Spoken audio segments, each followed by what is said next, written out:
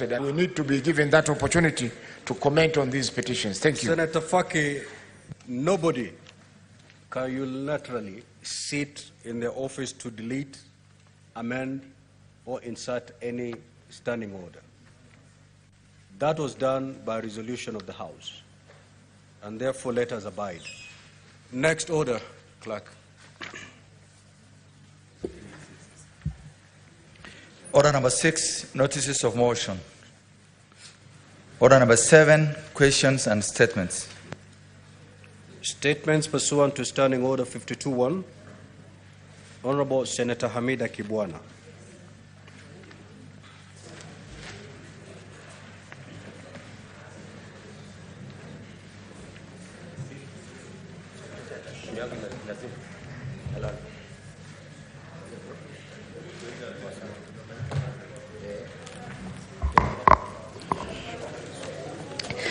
On behalf of Senator Hamida, Mr. Speaker, sir, pursuant to Standing Order 52-1, I rise to make a statement on a matter of general topical concern on the critical issue of men's mental health, especially as we observe June as Men's Mental Health Month. Mental health is a fundamental aspect of overall well-being, yet it remains a highly stigmatized and often neglected issue among men. We must address this matter with urgency. Mr. Speaker, the state of men's mental health in Kenya is alarming. According to the World Health Organization, Kenya has one of the highest rates of depression in Africa, and mental health disorders are leading cause of morbidity. Men in particular face unique challenges and less likely to seek help due to societal expectation and stigma. Mr. Speaker, recent statistical reveals a grim picture. Suicide is a leading cause of death among men in Kenya. The Kenya National Bureau of Standards Statistics reports that men are 3 times more likely to die by suicide than women. Men are more likely to engage in substance abuse as a coping mechanism for unaddressed mental health issues. This not only exacerbates mental health problems, but also leads to higher rates of addiction and related health complications. Mental health disorders contribute to a significant economic burden due to lost productivity, healthcare costs, and social welfare expenses. Men are often seen as our primary breadwinners.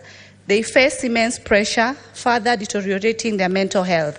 Mr. Speaker, the cultural expectation for men to be stoic, strong, and self-reliant prevents most from seeking help. This toxic masculinity not only isolates men, but also discourages open conversations about mental health.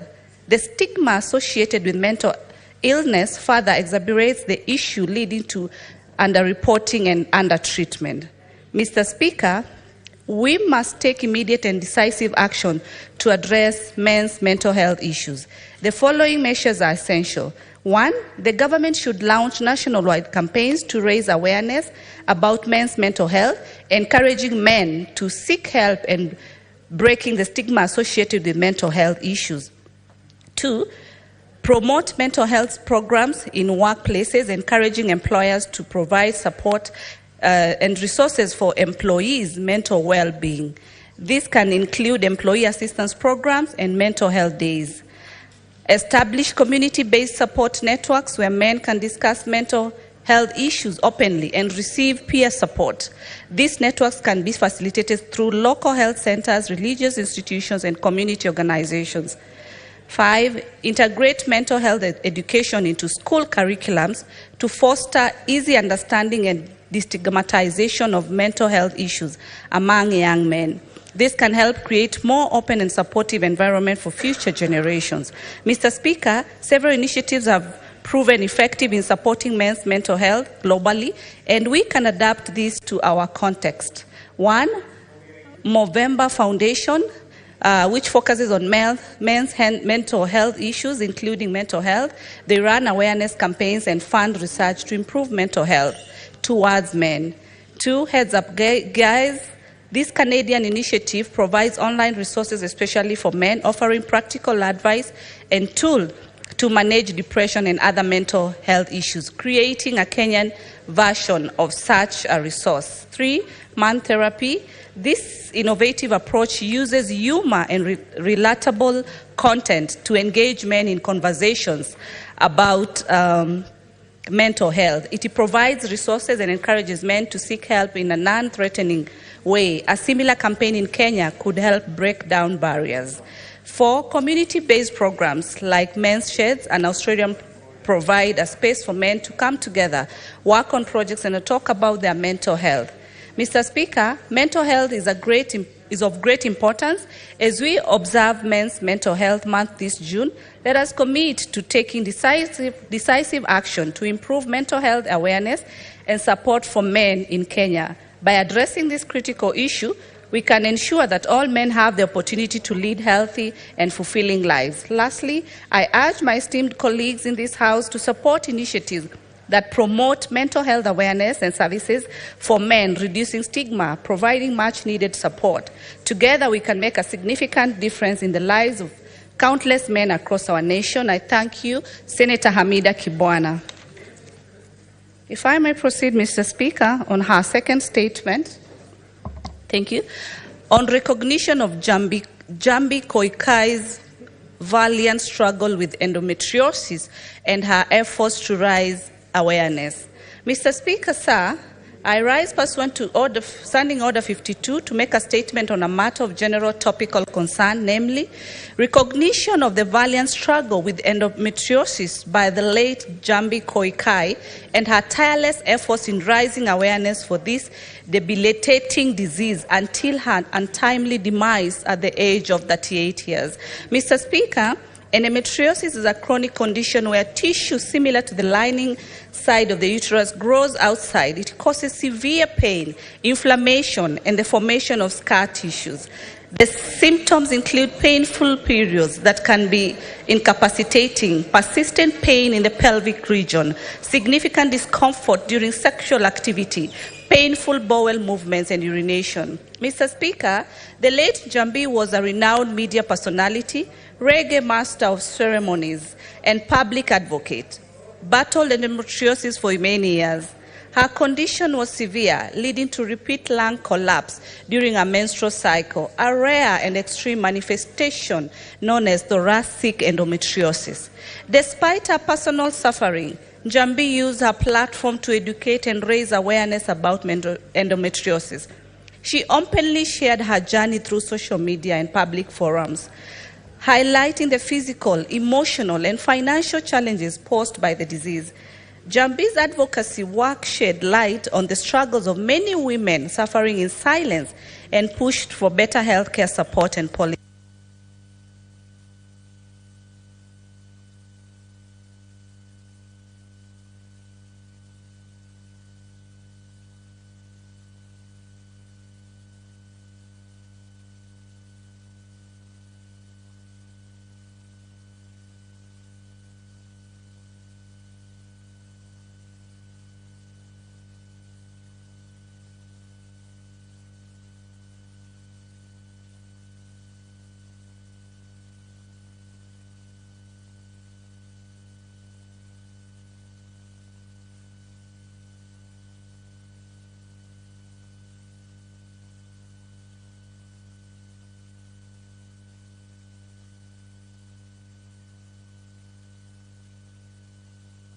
On Kenyan women, the government through the Ministry of Health may consider undertaking the following actions. 1, launch innovative and national-wide campaigns to educate the public about endometriosis, its symptoms, and the importance of seeking medical advice. Ensure that diagnostic and treatment services for endometriosis are available and affordable in both urban and rural areas to provide specialized training for healthcare providers. Allocate funds for research in the impact of endometriosis. Establish support groups and counseling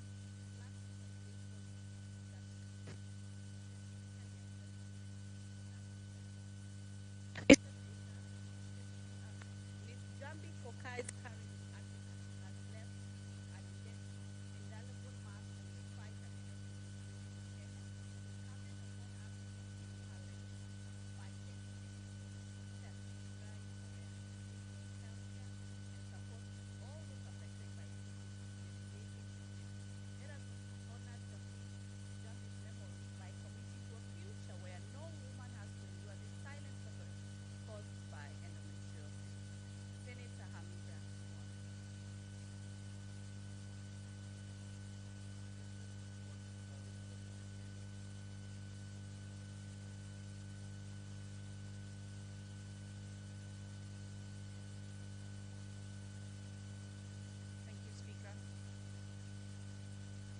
I rise pursuant to Standing Order 53.1 to seek a statement from the Standing Committee on Finance and Budget regarding the 156 billion loan advanced to Kenya by the World Bank, with the condition of integrating 400,000 refugees. In the statement, the committee should confirm whether the 156 billion is a loan or a grant, and explain why the condition to integrate refugees should be attached to approval of the funding, and establish the origin of the 400,000 refugees, explaining any correlation between the Kenya shillings 156 billion being given to Kenya and the integration of these refugees, why they're in Kenya now, and the criteria and parameters of them being in Kenya. I thank you. Senator Faki.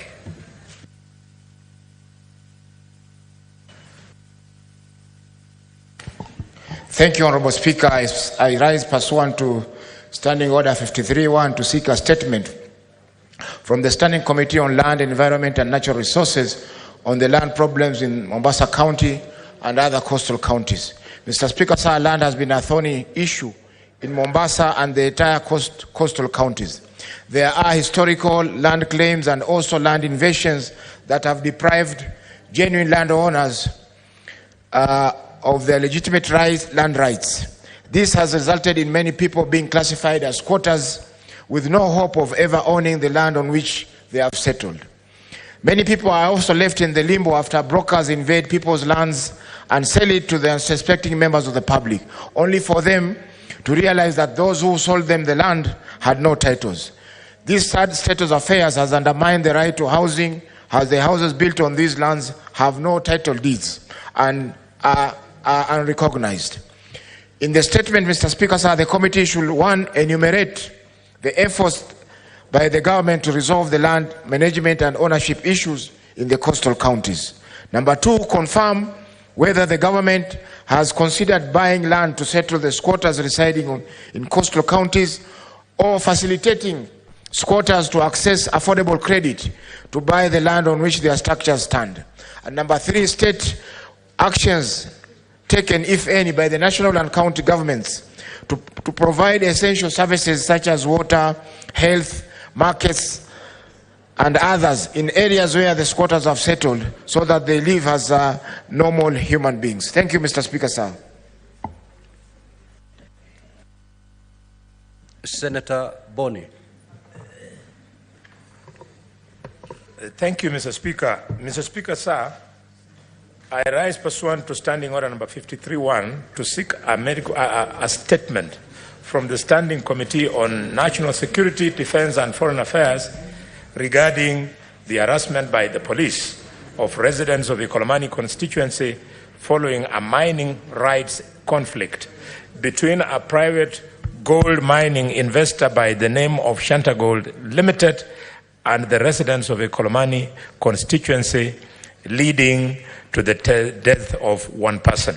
Mr. Speaker, allow me, in respect of Vincent Moi, to give my condolences as I raise this statement, because he's the man who lost his life in that conflict. And allow me, Mr. Speaker, to thank the PS Raymond Omolo for his swift action when I went to his office and there was a standoff between the police and the community. He ordered that Shanda Gold machines be moved out of Ikolomani with immediate effect, which was done, and it retained normalcy, Mr. Speaker. I thank the PS. I would like in this statement, Mr. Speaker, the committee to, one, explain the circumstances leading to the death of these residents in Ikolomani on the 16th of June 2024, following the ongoing conflict between residents and the mining company over mining rights. And two, state measures taken by the police to investigate and arrest those responsible for the death of the resident, stating when the said suspect will be produced in court to face charges. Three, state the immediate measures taken by the security agencies in Ekolomani to mitigate the conflict and restore normalcy, including any measures to restrain the investor from exacerbating this conflict. 4, investigate the concerns of the residents of Ekolomani constituency in Kakamega County with a view of addressing the conflict between the investor and the residents. And finally, but not least, Mr. Speaker, find out why unscrupulous local security personnel are aiding the mining company to access the gold mines in total disregard of the views of other stakeholders, and recommend measures to address the matter. I thank you, Mr. Speaker. Senator Chute.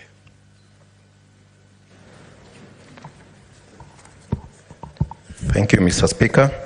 Mr. Speaker, sir, on behalf of Senator Mohamed Chute, I rise pursuant to Standing Order 53-1 to seek a statement from the Standing Committee on National Security, Defense and Foreign Relations regarding the attacks on residents of Anona, Waigoda and above villages in Marsabit County by Ethiopian government forces. Mr. Speaker, sir, for decades, the Ethiopian government has carried out military operations across the border with Kenya, where they end up harassing and attacking residents of Marsabit County. The most recent attack occurred 2 weeks ago, during which the aforementioned villages were attacked, several houses burned, and motorbikes and mobile phones confiscated. In the statement, the committee should, 1, inform the Senate of any humanitarian assistance extended to the residents displaced during these attacks, providing details of any initiatives by the government to resettle them. And 2, provide details of strategies in place by the government of Kenya to reclaim the confiscated belongings of the residents of Marsabit County and protect them from similar attacks in future. And 3, state any plans by the government to deploy the Kenya Defence Forces in Sororo sub-county to heighten security in the area and defend the residents against this external aggression, providing timelines within which this will be effected. Senator Mohamed Chute. Mr. Speaker, on the second statement, on behalf of Senator Mohamed Chute, I rise pursuant to Standing Order 53-1 to seek a statement from the Standing Committee on National Security, Defense and Foreign Relations regarding ongoing mining activities at Hilo Gold Mine in Moyare, Marsabit County, despite its closure by the government via a Gazette notice of March 13, 2024, which banned all the artisanal mining and other human activities within that area over security concerns. In the statement, the committee should, 1, investigate why only a certain people have been allowed to access to the mine after its closure, evidenced by recent incidents where 5 people were reported dead, while 2 others were injured after the mine collapsed. And 2, interrogate the cause of the crashes that claimed 7 lives and resulted to several artisans sustaining injuries and closure of the mine, stating the action to be taken to establish a cohesion amongst the communities involved in the crashes from the Dabel community and the Raja Marsabit County to work in harmony in the mining center. Senator Mohamed Chute, thank you. Senator Okongo Mugene. Yes, Mr. Speaker, sir, I rise pursuant to Standing Order 531 to seek a statement from the Standing Committee on Agriculture, Livestock and Fisheries regarding the postponement of Kenya Tea Development Agency Director elections in Nyamira and Kisii. In the statement, Mr. Speaker, sir, the committee should, 1, explain why the IEBC did not conduct the elections for KTDA directors as scheduled on Friday, 28th of June 2024, especially considering that the farmers had already gathered in the polling stations in readiness for the elections. 2, Mr. Speaker, provide evidence regarding whether the IEBC did communicate the postponement of the tea factory directors' elections to the farmers in advance, specifying the method of communication used evaluating its effectiveness and presenting evidence demonstrating that the farmers received the communication. 3, clarify the reasons for rescheduling the elections to Saturday, 29th of June 2024, especially given that these elections were being carried out in Nyanza, where there are many, where the residents are predominantly members of Seventh-day Adventist Church. 4, state the scheduled dates for the IBC to conduct elections for directors of the tea factories managed by KTDA that do not hold elections. Thank you, Mr. Speaker. Senator Wakoli. That statement is dropped. Next order, Clerk.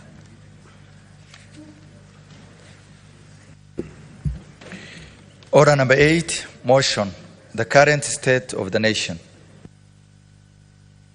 Senator Kisang.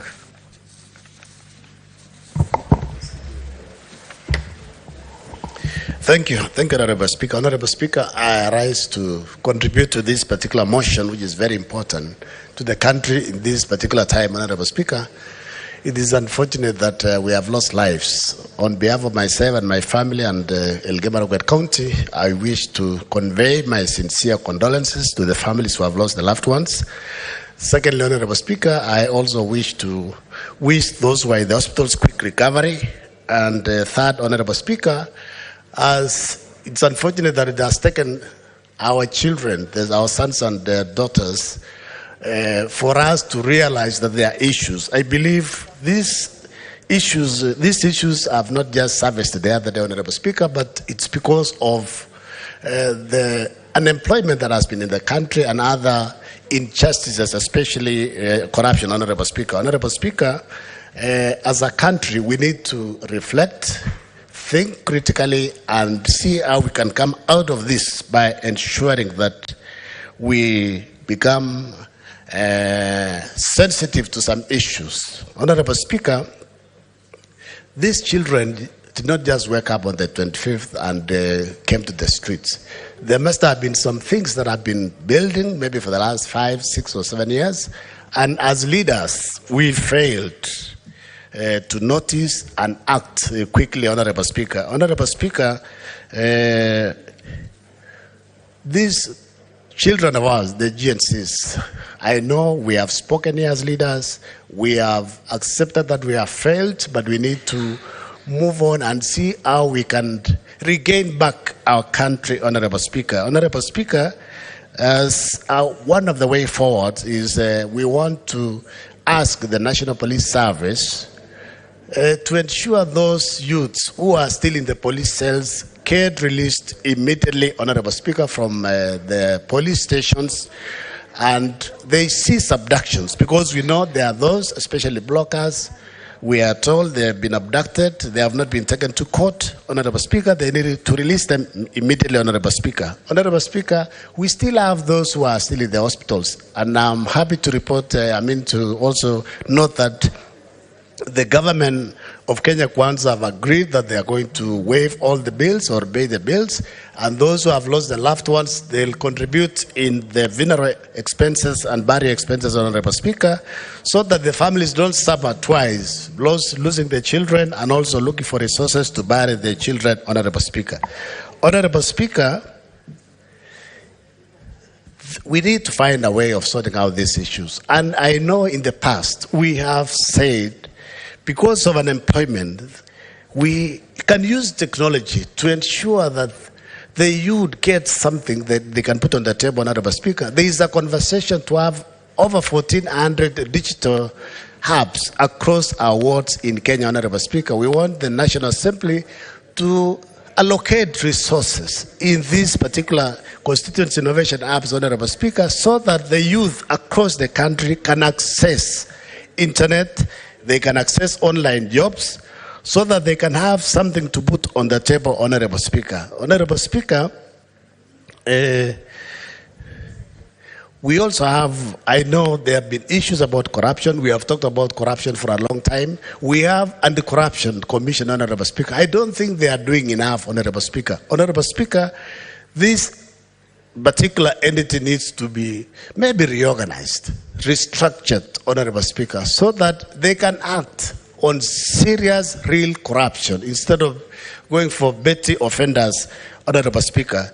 I remember there was a time sometimes back when there were issues with Kenya and the Corruption Commission, and Parliament, in their own wisdom, then dissolved because they were not working enough. We want to ask the Anti-Corruption Commission, please expedite, do your investigations within short time possible, take those who are corrupt to court, and they need to be seen to be charged, Honorable Speaker, and put behind the bars, Honorable Speaker.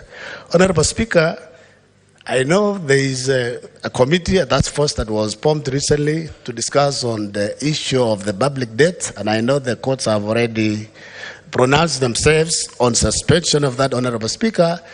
Honorable Speaker, we are told by the National Treasury that out of 100 bob that is collected by the Kenya Revenue Authority, 61 shillings is going to bank debt.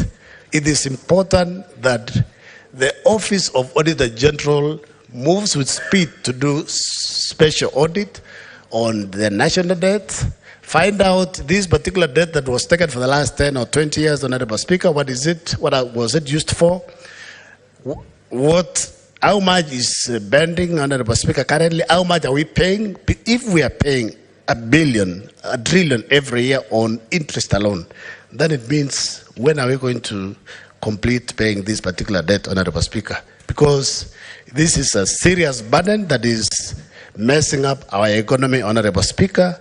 Honorable Speaker, I know there was an outcry last week because SRC came up with a memo that state officers, including members of parliament, including ourselves, Honorable Speaker, are going to get a pay rise of 7 to 10%, Honorable Speaker. And I saw in the news that I was likely to be given additional 14,000. And I want to declare in this House, Honorable Speaker, we did not ask for any pay rise, and I'm not interested to be paid any additional penny. If anything, we can revise our salaries downward, Honorable Speaker, because there are Kenyans who are going without food, Honorable Speaker. Honorable Speaker, there is an issue. It was even in today's papers and yesterday's paper, Honorable Speaker. NCIC are sleeping on the job. NCIC is sleeping on the job, Honorable Speaker. We want them to do a proper audit on employees across the civil service and give us a proper data about those who are employed among the 42 or 43 tribes of Kenya in all organizations, because NCIC have the habit of releasing us piecemeal, maybe one organization, so it looks biased. We want them to do it properly and give us even ages, because I think there is a conversation, Honorable Speaker, that, 2003, 2004, in his own wisdom, the late President Kibaki increased the retirement age from 55 to 60 because they didn't have money to pay pensioners, Honorable Speaker. I think it is important that we relook at that particular issue and maybe go back, because the law has not been changed. That was just an executive order, a cassette notice. We can revert back to a retirement age of 55 so that the youth, the G and Z, can get opportunity to be employed, Honorable Speaker, so that it's not a must that we reach 60. And there are even those who are already 60 years and they're asking for extensions, additional years. If you've not done anything useful for yourself at the age of 55 or even 50, even if you are given additional 2 years or so, it's not going to help.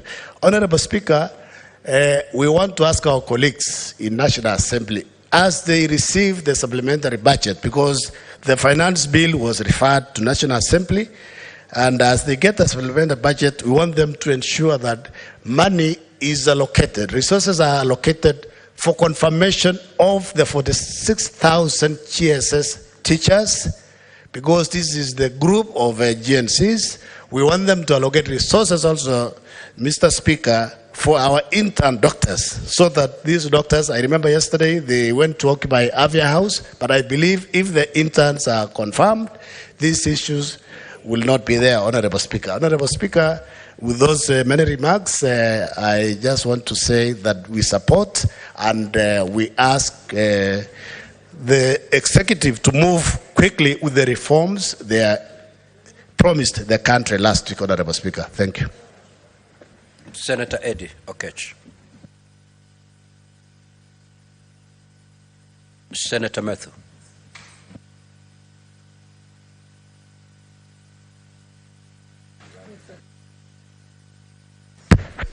Thank you very much, Honourable Speaker, for this opportunity to also make my contribution on this particular motion. I thank my colleagues who have really spoken, and I'm happy. I want to congratulate the leadership of the House, both the leader of majority and the leader of minority, for allowing us to speak. And when I have been watching the proceedings for the last 3 days, Honourable Speaker,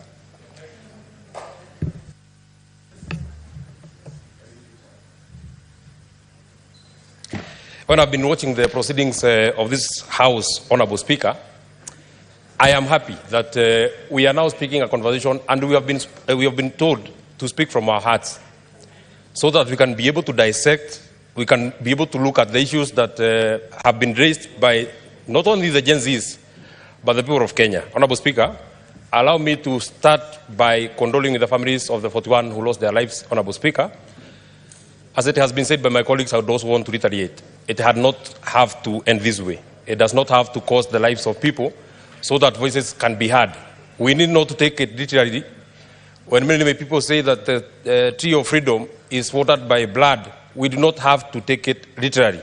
That people have to die, people have to go to hospitals so that some of the issues that they are raising are heard, Honourable Speaker. So I ask for quick recovery for those in hospital. And as a House and as Parliament, we would want to say that we have heard your voices.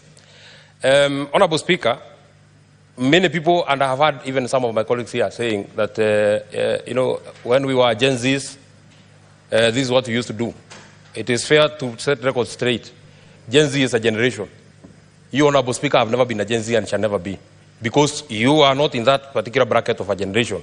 You have to have been born between a certain time, Honourable Speaker, for you to be a Gen Z, Honourable Speaker. So it is the Gen Zs and the people of Kenya who actually have raised very pertinent issues that we must listen to. One of the issues that we have that has come out very, very clearly for the last 2 weeks in the conversation that we have in the country, Honourable Speaker, is the issue of corruption. Is the issue of corruption, Honourable Speaker. And when we speak about corruption, it is something that must prick our conscience. I am deeply, deeply, deeply disappointed. But the body that has been charged with corruption, the EACC, is now throwing words to this Honourable House, Honourable Speaker. And in my opinion, Honourable Speaker, the weak link in our fight against corruption is the EACC.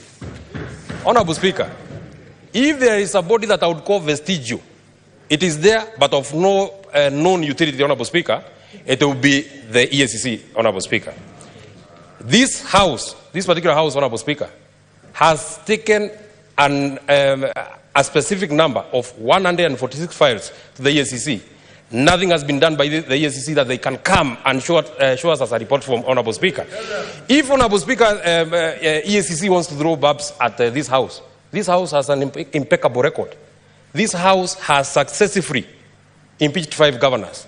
Can we be shown by the EACC one elected leader that I have ever prosecuted, and that person is serving jail, Honourable Speaker? Can we be shown just one person, not 2 people? At least this House has a record. We have impeached. Some have been returned by courts. It's okay. But we have a record. We have prosecuted here in this House, Honourable Speaker. The Public Accounts Committee of this House has given the EACC some cases that are open and shut. You do not require to be a rocket scientist, Honourable Speaker, to act on some of the issues, Honourable Speaker. And I want to just give one demonstration. With tremendous respect, the Senator for Nyamira, Senior Counsel Okongo Eric Omogeni. Honourable Speaker, last week, and members of the Public Accounts Committee are here, the Governor for Nyamira appeared before us. So in one of the expenditures that had been raised, Honourable Speaker, the Governor for Nyamira paid himself 6 million. He said that it is salary in arrears. When he was caught, and this matter was brought to the EACC, what did the EACC do? Did they prosecute him? No. Did they ask him anything? No. They just told him, we have found you stealing, please return our money, we are very sorry, don't do that again. Is that the kind of body that you are looking for, Honorable Speaker? Is that the kind of body that can come and try to lecture this kind of house, Honorable Speaker? Honorable Speaker, we the people of Nyandarua have written to the EACC of a matter that is of the insurance of the members of staff of the Nyandarua County government. Honorable Speaker, the county executive sat at 9 in the morning. They approved that a contract be entered with a certain insurance firm, Honorable Speaker. The same day, that contract was entered. So then EACC wants to tell us that they require five years to look at a matter or to look at a crime that was committed in 3 hours. If it is as easy as committing a crime in 3 hours, why is it very difficult for the EACC to spend 5 years, 9 years, whatever years? Honorable Speaker, if we can be lectured, the people that cannot lecture us shall be the EACC. They have no moral standing of speaking to this house or speaking to any person of this Republic of Kenya. And Honorable Speaker, I think it is also time that we look at the people that we have had who have been heading this particular body. I think we have, with tremendous respect, we have tried advocates. We had Justice Ringera. We have tried the professors. We had the other professor, I'm forgetting his name, Rumumba. We have tried bishops from the mainstream churches. We have tried bishops from the mainstream churches. We have tried bishops from the Pentecostal churches, Honorable Speaker. I think it is now time that we try a person of the stature of Omutata to lead the EACC, Honorable Speaker. Because we have not seen any tangible action that has been taken by the EACC, Honorable Speaker. So in our fight against corruption, EACC is one body. And since I saw them responding to the members of this house, I think, Honorable Speaker, the fairest thing is that let them come before this house. Let them appear before this whole house, Honorable Speaker, so that we can have that conversation. Let them not answer us on the media. They have been trying to sensationalize and sponsor fake and uninformed propaganda that this house has passed a law on the conflict of interest. That is why the EACC is not working. Honorable Speaker, if an agency, in fact, this is what the agencies are saying, if an agency of government can lie, and the people that are supposed to look and chase the liars, why do we need that agency? If it is indeed true, if you are to even take that conversation that they are not acting because we passed that law was passed here on the 31st of May. EACC has been there since 2004. What have they been doing before that law was passed, Honorable Speaker? And I dare say, and my colleagues will bear me witness, there is no law that we have mutilated that have allowed any senator of this house or any public servant to do business with government. There is no law that we have. If anything, we have actually, and we shall demonstrate, because that shall come as a substantive motion, Honorable Speaker. If anything, we have strengthened, and I would dare say that because I've never done business in my own capacity or even my own family with government, and none of the members of this house would have that kind of intention. So it is not time to apportion blames by anybody. The second body that I feel is the weak link in our fight against corruption, Honorable Speaker, it will be the ODPP. And that's another notorious body, Honorable Speaker. Honorable Speaker, in the case of Nyamira, and allow me to use Nyamira again, 2 people found themselves in the payroll of the Nyamira County government. They were paid a total of 800,000, Honorable Speaker. So when the matter came into the public foray through the area senator and the other people who are charged with oversight the county assembly, the county secretary wrote and said, these people are not our employees. The county public service board wrote and said, these people are not our employees. The payroll manager wrote and said, these people are not our employees. So then there was a case. When the matter was taken to court, Honorable Speaker, I am not an advocate. I am not a lawyer. I have no background in law. But there is something that they said was called no prosecute. If that was the word, Honorable. non-prosecute, if that is the word, Honorable Speaker. And they have no intention of taking these two people to court, Honorable Speaker. So what becomes of the money that has been stolen of the people of Nyamira? What becomes of the people? And what we see about them is responding to Senator Sifuna on Twitter. So I actually propose, Honorable Speaker, since they are very willing to engage, let them not engage us on Twitter. Let them come before the whole house of this house, Honorable Speaker, so that we can demonstrate. Let's have a conversation. Don't throw jabs at anybody. We are just telling you the truth. You are a weak link. You have all the evidence. Had the people of Kenya not made noise against the former governor of Migori, called Obado, that guy was almost walking free. Just because he has returned little things here, now the ODPP says that we have now built consensus, just go in peace, never steal again. I mean, Honorable Speaker, if we cannot have an honest conversation with the ODPP, Honorable Speaker, then we shall have lost. There are many other independent offices, many people have spoken about them that we need to look at. There's one body that appeared before us and has appeared before us called the PPRA, Public Procurement Regulatory Authority. In every report that has been laid on the floor of this House, Honorable Speaker, you will never miss a county that has an irregular procurement process, Honorable Speaker. But we have never had, not even one report from the PPRA. In fact, it has to call for the initiation of either the members of the Senate or the members of the public to write to PPRA to tell them that there is something that we are seeing in a certain public entity, Honorable Speaker. These are the bodies that I am calling vestigial. They are not useful. In fact, their usefulness and their utility approaches zero power infinity. We must either do away with them or they must be very, very, very deliberate. Honorable Speaker, our young people have spoken about excesses. And I would dare say, and I'm very sorry to my colleagues who are in this House, Honorable Speaker, when we speak about excesses, we start with ourselves as members of this committee, as members of Parliament, as members of this Senate, before we even go out. We shall believe that this conversation has sunk in the minds of the people in this House. If you are very honest, the day a clerk of your committee, you call a clerk of your committee because you are traveling to Mombasa, and the clerk of your committee will tell you that the only available flight is on economy, and you agree to fly on economy. You not say that you want to fly on the next available business trip, Honorable Speaker, because I don't know about the others, but I will speak for myself. Before I became a member of this House, I want to be very honest to you, Honorable Speaker, I was flying on economy. Why am I very, very special now that I have to travel on business? If there is no business, I cannot travel. To Mombasa here, just a distance of 45 minutes, Honorable Speaker. So it has to start with us, Honorable Speaker. It also amazes me. A governor who was traveling and using one vehicle now has to attend to a funeral using a convoy of 5 vehicles. The lead car has communication officers. The second car has your media. The third car is your lead car. Then your car with a flag. Then a chase car. Then another car with 7.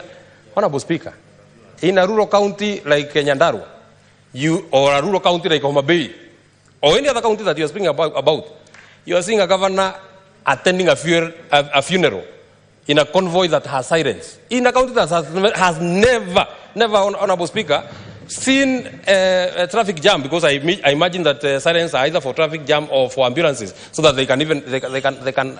It is this kind of vomiting on the people of Kenya that we are speaking about, and that is what the Gen Zs are saying. If we cannot stop these kind of excesses, Honorable Speaker, then we shall have failed the people of Kenya, Honorable Speaker. I would dare ask, why is it that when we are elected, we are very close to our people, and you are a governor or a senator of a rural county, like the county that I come from, and you actually think that you now require 8 bodyguards? Why do you require 8 bodyguards? What have you done to your people that you require to be protected with guns? When you are campaigning by yourself. When you have been elected, you require 8 bodyguards to protect you. What are they protecting? What is this thing that you have taken to your people that you don't want your people to access you? That you have to walk into a funeral. You know me, I see people walk into a funeral. A whole tent is now occupied by yourself, your bodyguards, your aides, your communication officer, your advisor. And on this issue of advisors, because I'm very happy that the president has said that they want to cut down on the cost on advisors. You know, advice, in my opinion, should look like a pregnancy. You cannot be losing cases like we have seen in the county government of Meru, and you have a legal advisor. Why do you need him?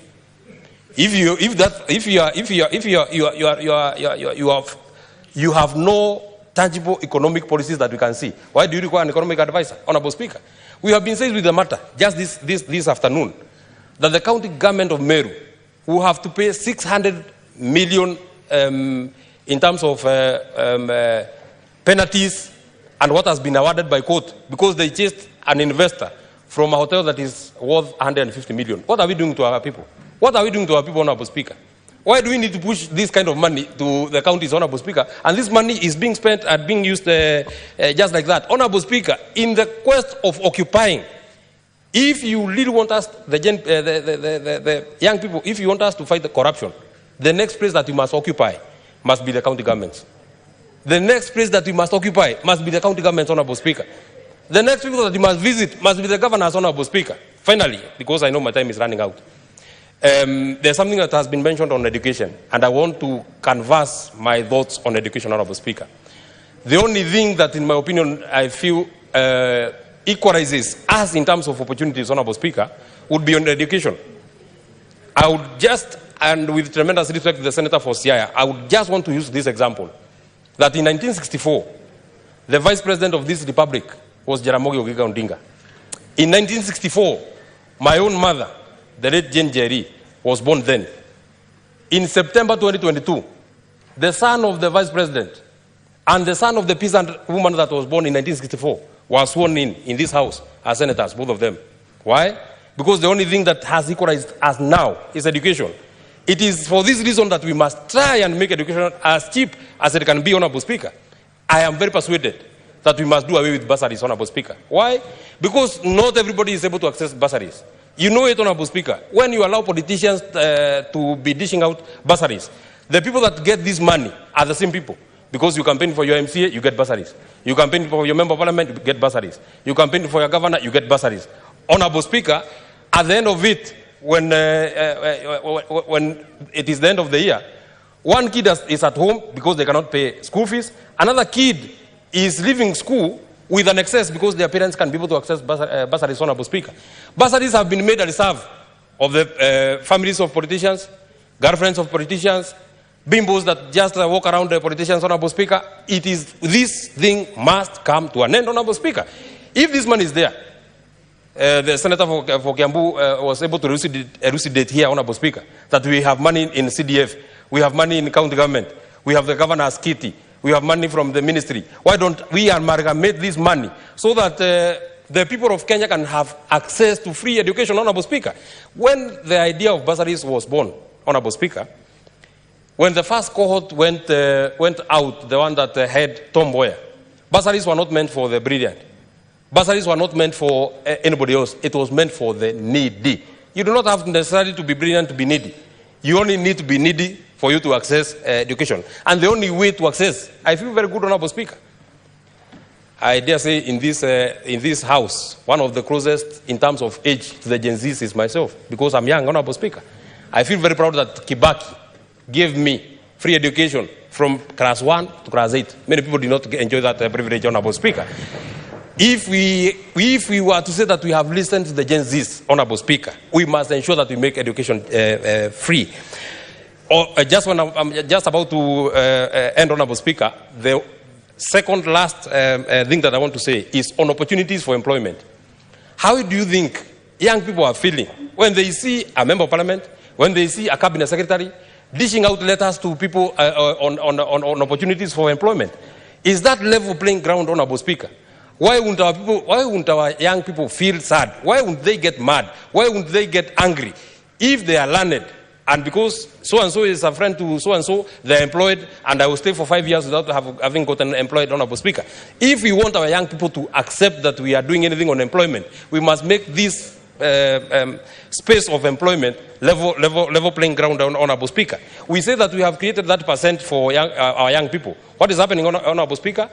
Old people are walking around with agopos that they have registered with the names of young people.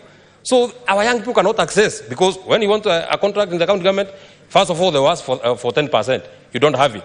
Once you get the 10%, when they are paying you, they ask for another 10%. You don't get paid, your money gets to pending bill, and the money that you are depending on is borrowed money, Honorable Speaker. So it then puts you in a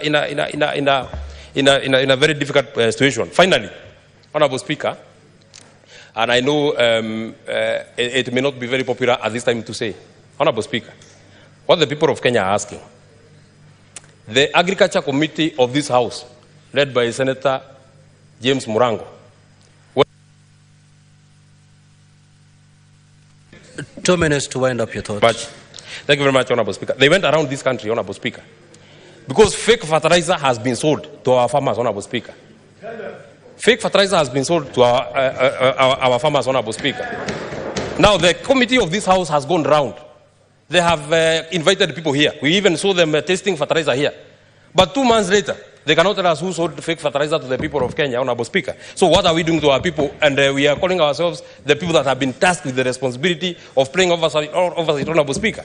Why does it have to take 2 months for you to tell us it is such and such cabinet secretary that sold fake fertilizer to the people of Kenya? Why is it very difficult? And I dare say this, Honorable Speaker, to my dear President, whom I really support. The people of Kenya have given you a blank check. You have now an opportunity, and the people will clap for you, to ensure that you weed out every incompetent cabinet secretary in your government, every incompetent PS in your government. You have an opportunity now. You have an opportunity now to ensure, and I'm very hopeful, Honorable Speaker, because I hear that there was cabinet on Thursday. I'm very hopeful that some people took very nice photos there, because I'm very hopeful they will never get back there, because they are incompetent, they are not able to deliver, and they are just putting back our President, Honorable Speaker. Since the people of Kenya are...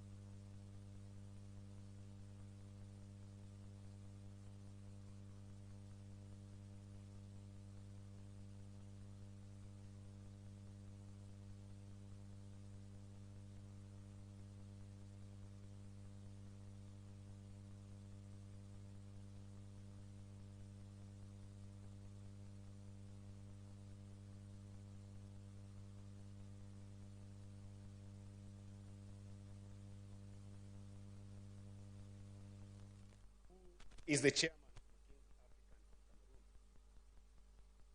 Whenever we meet him as young people, he asks us one question: would it have mattered for Africa that you lived?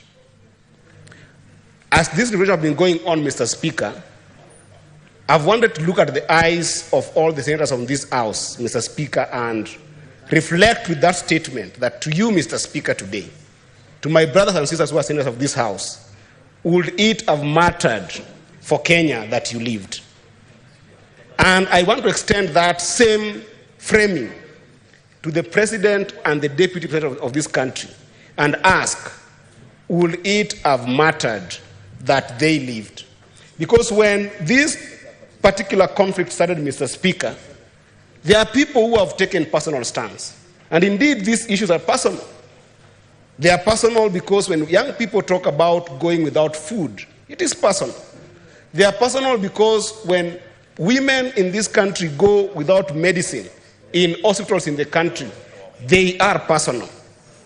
Mr. Speaker, last week when we were reflecting here, and the Senator of Nairobi, Senator Sifuna, came and talked about the possibility of him having a card for expressway that has 377,000. I imagined what happens to villages that people like Senator Meth or Senator Murango comes from, where we have got dispensaries and hospitals that you will find that they have got ambulances that don't have fuel in those ambulances. And people in this country, Mr. Speaker, are losing lives for a simple reason. They could not be able to get a fueled ambulance. Mr. Speaker, what is happening to my country today is so sad that it made me reflect in my personal life and my personal journey here. And I wanted, Mr. President, us as members of Parliament, to also reflect on our journey personally to where we are today, because sometimes it's easy to forget that, and then we might end up seeing this notion called Gen Zs as just some young people who are protesting in the streets without having homes where they come from. And within those homes, they have got burdens that they are experiencing, that they are facing, that we might be far removed from. So that even when people are talking about dialogue, we might not be dialoguing about the real issues. Mr. Speaker, in 2003, February the 3rd, my mother got sick in the village. Now, in the village where I come from, Mr. Speaker, we used to be tobacco farmers. And as tobacco farmers, Mr. Speaker, when you don't have the capacity to be able to grow tobacco in your own way and be able to have a number from a company that is called BAT at that time, then you end up depending on somebody else who has got more capacity than you. Now, it happened that my family did not have the capacity to be able to grow our own tobacco, Mr. Speaker. So that we were working in what was called then a GOK to one gentleman that I still owe a lot of respect to, called Joshua Otieno. He was seen as the most successful farmer in our village, Mr. Speaker, because one of the biggest assets that he owned was a bicycle, Mr. Speaker. At that time, my brothers, when we talk about the issue of education, my brothers and sisters in the village at that time were suffering outside our village to be able to get an education. So I found myself as the oldest son and with my sisters, the daughters of my mother, in the village at that time. My mother got sick, and my dad was not in the village as well. He had gone to also seek for a way of supporting the family, Mr. Speaker. When my mother got sick, Mr. Speaker, as young as I was, I did not know how to even ride a bicycle. So I went to Joshua Otieno, who used to be the person who could help us with his bicycle, and told him, help me with your bicycle, I try and get my mother to the hospital. Of course, I could not be able to ride that bicycle, but I carried my mother to the hospital, and between the 3rd and the 12th of that month, Mr. Speaker, I depended on Joshua's bicycle to take my mother to the hospital. She was there to be diagnosed with what they called chronic malaria. And on 12th in the morning, when we went to the hospital, the doctor told me that your mother cannot be treated here because this chronic malaria can only be treated in referral hospital in Migori town. We have the ambulance, but we don't have fuel. Can you be able to go and look for 2,000 shillings so you can take your mother to Migori District Hospital? Of course, I went home. I found my father. When he got home, we didn't have the 2,000 shillings, Mr. Speaker. I will never forget that image, that at 11:48 p.m., I lost my mother. I lost my mother to a simple disease called chronic malaria, and I lost my mother because when we were in the village, getting an ambulance to be fueled was a problem, Mr. Speaker. Today, as we talk about Gen Zs, some people might see those young people as just people who are crazy and on TikTok and on Facebook and on all these social media spaces, Mr. Speaker. But if you sit with those young people, Mr. Speaker, you will hear of stories that mine could be the most little story of them all, Mr. Speaker. These are stories of young people who have gone to school, come back home, they find their own siblings who they might call millennials or otherwise any generation, Mr. Speaker, who have gone to school, qualified in schools, and cannot be able to make sense of life, Mr. Speaker. You go to these young people's houses, yes, some of them might be successful because their parents are successful. But most of them, Mr. Speaker, if you look at their lives, Mr. Speaker, they are everything to their parents. They are the only hope that their parents have. Mr. Speaker, we might be in this house and we must be privileged to be able to get insurance. But for some of these young people, they are the insurance for their parents. I can tell you for a fact, I've heard members of this house, that even themselves, when they're in this house, they're the pension for their parents. Their parents did not have anywhere they could be able to build. They are the insurance when their parents are sick. They send their parents medicine at home. And therefore, as we reflect now, Mr. Speaker, one thing that we as a house must acknowledge, and we want to extend this to the President of this country, Mr. Speaker, is then what is the root cause of what we are seeing in the street today in Kenya?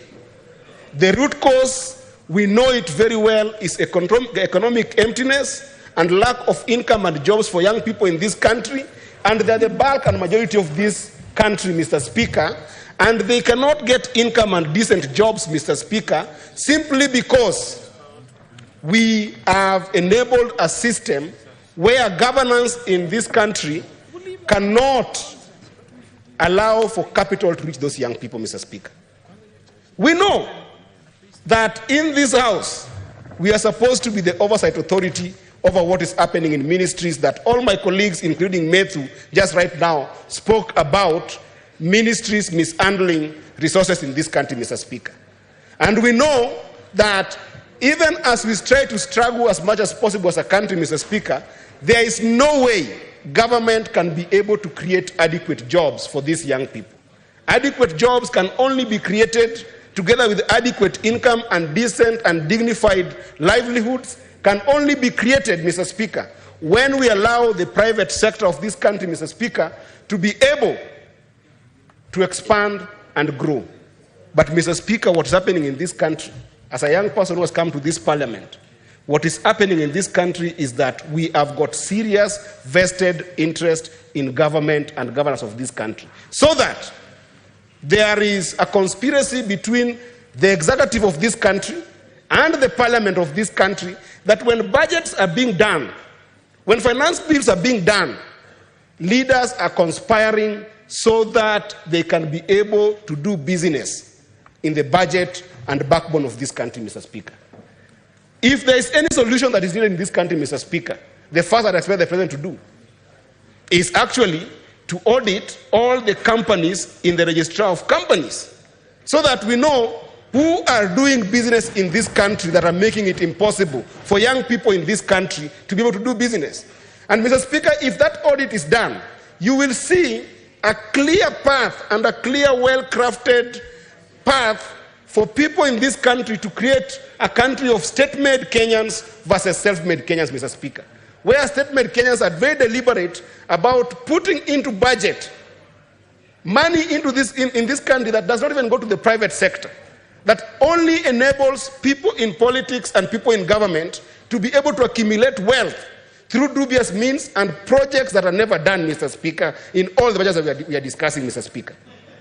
As we speak right now, Mr. Speaker, we saw in the last government, under the current president, when he was a deputy president, Mr. Speaker, we saw the passing of what we call GAA, the government advertisement agencies, Mr. Speaker. Now, government advertisement agency made the government to be a particular player and not a regulator in the industry of advertisement in this industry, Mr. Speaker. Where young people can be able to get most jobs in this country, Mr. Speaker, because of the height of what we call technology and digital understanding, Mr. Speaker, is on digital marketing.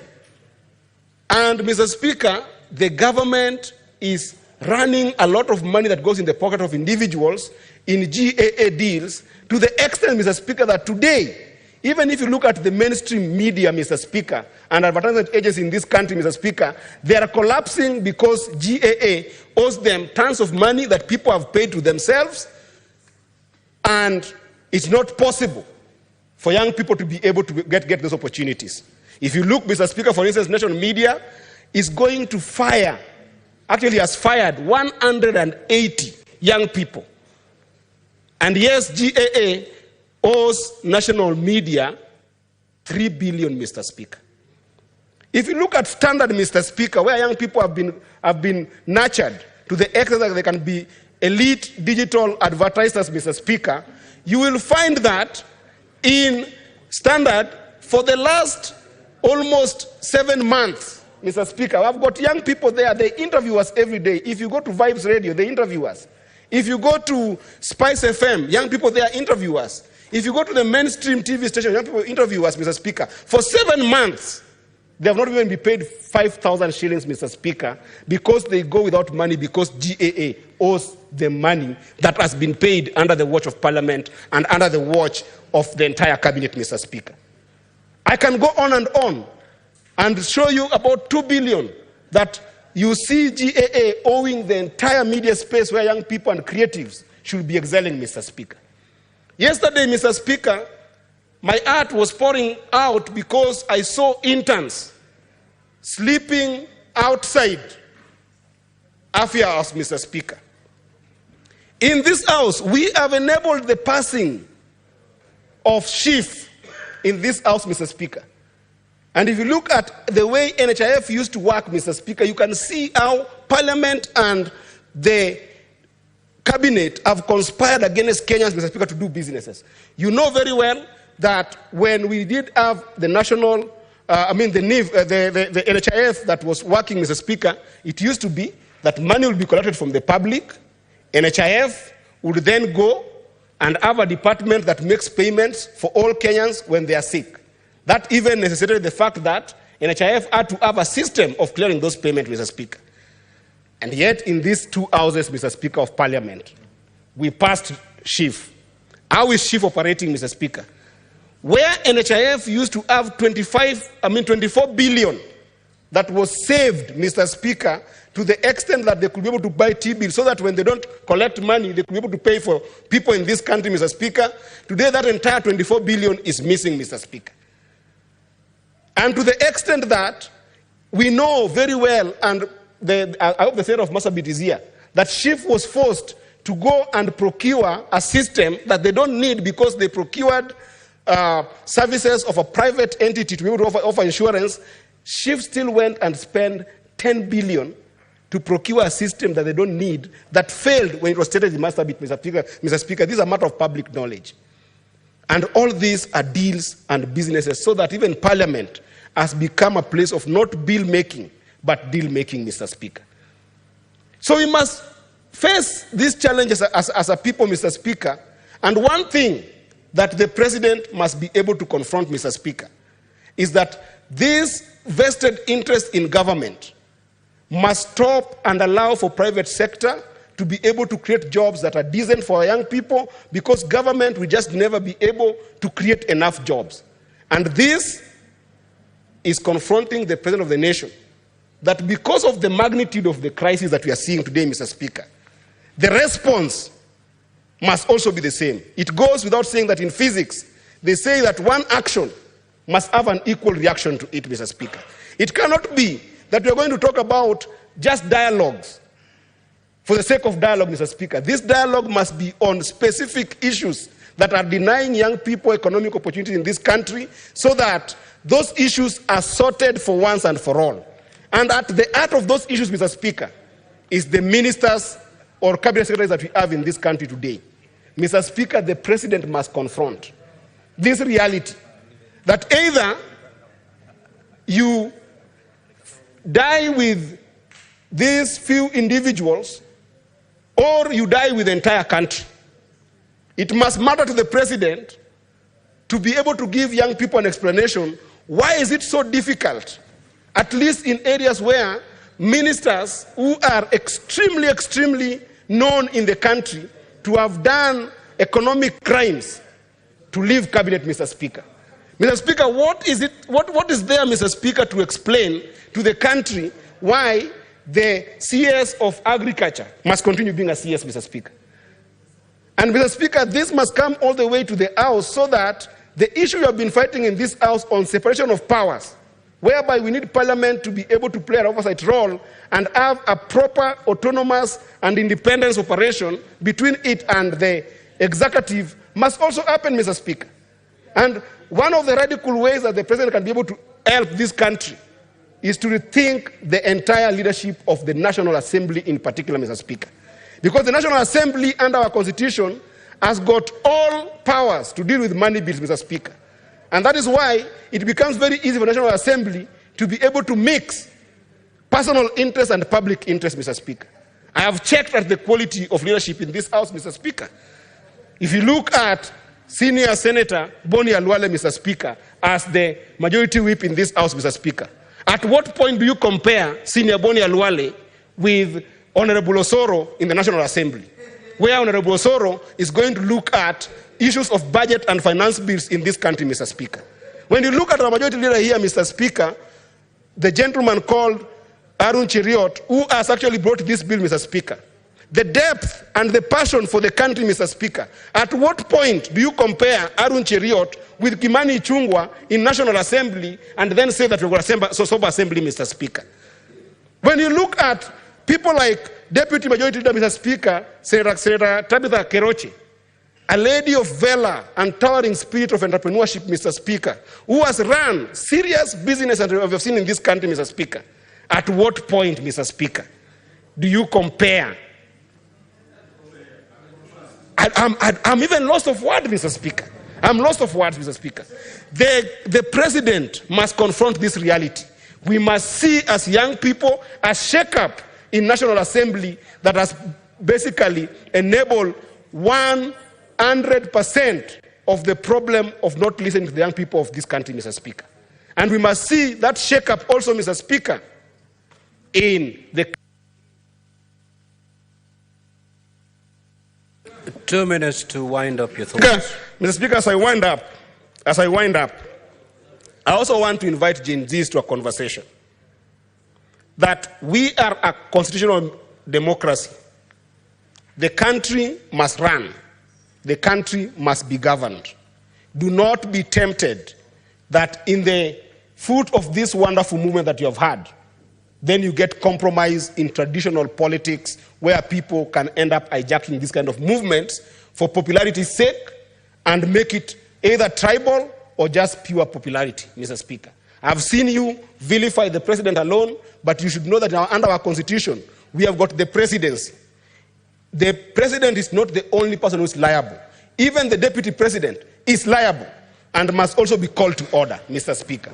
It is the deputy president of this country who first saw the people of this country not as people, but as goods and services, Mr. Speaker. He saw the people of this country as commodities and made us a country that was made to be believed to be a company, not a country, Mr. Speaker. And he saw us as Rabuon, Mr. Speaker. He saw us as Mogoka. He saw us as Waru. He saw us as Omena, Mr. Speaker. And now, the commodities are speaking. He must know. The commodities are speaking. The Rabuon have started speaking. The Omena have started speaking. And he must now realize that this country is not a company where we talk about shareholding and state-made Kenyans versus self-made Kenyans, but we are a country of people of value, and even him must be held to account so that we do not start a place whereby people want to start fighting Kikuyus the other side or fighting Somalis this other side, because all those people are also a part of the recipe of why this country works. Because I've lived... Senator Abbas.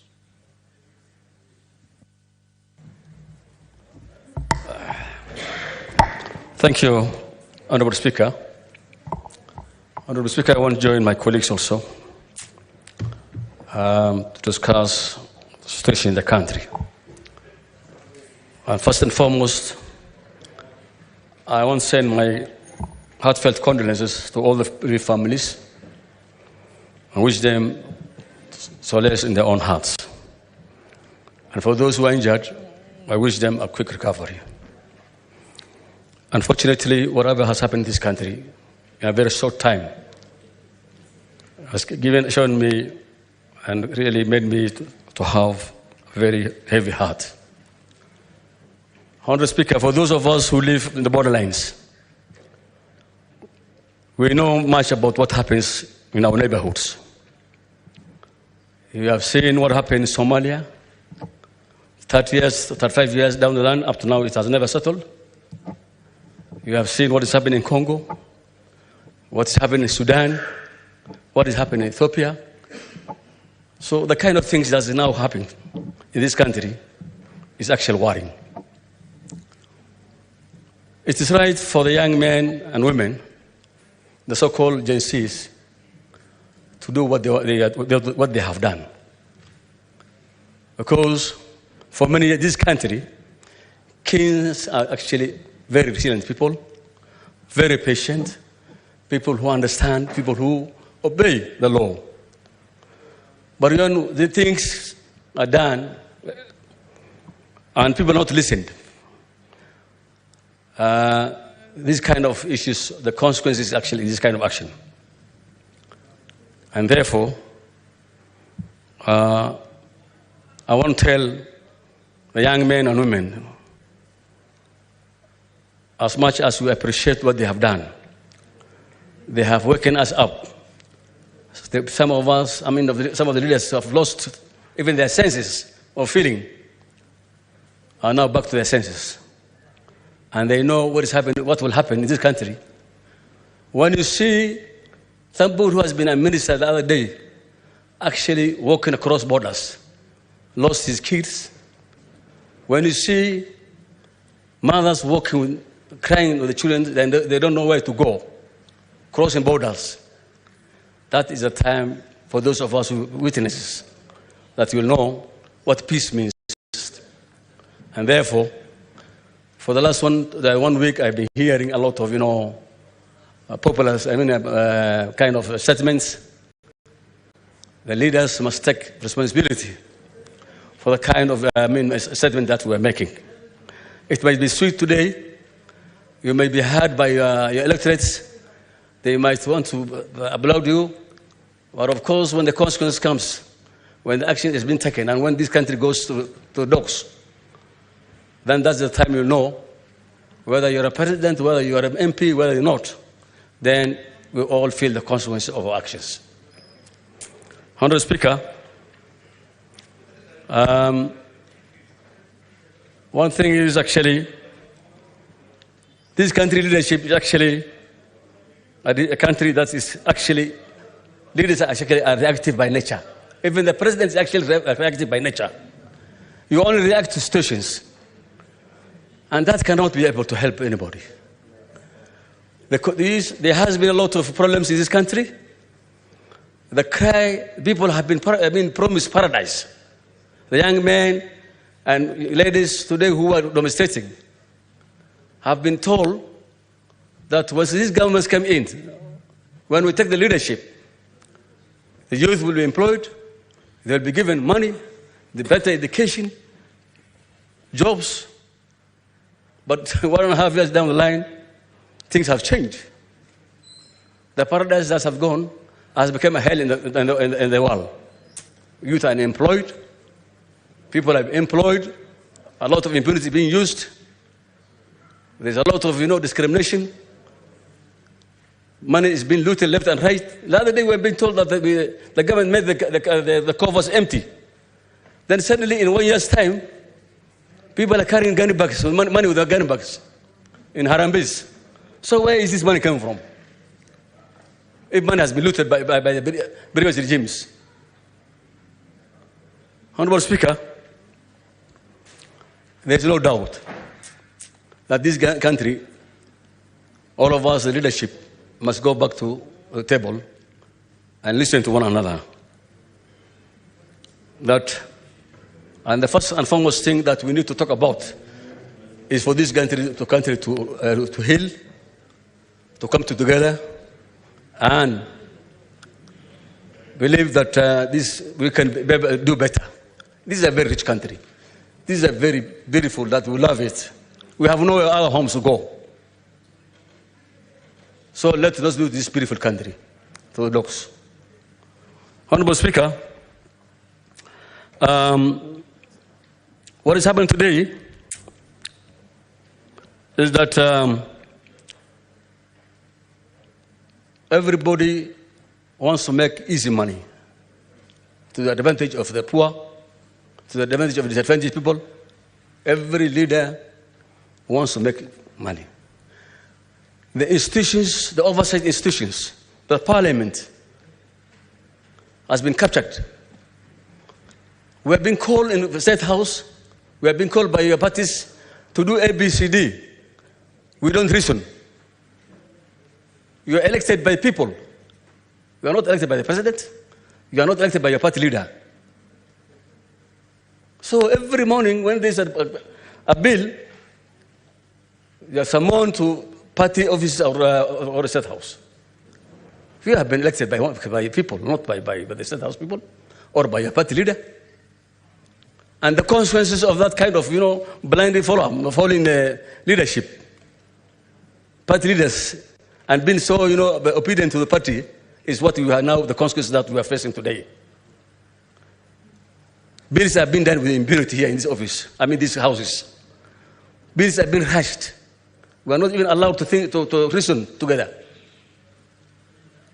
The bills that we are making these houses, the two houses, is actually being rushed every hour.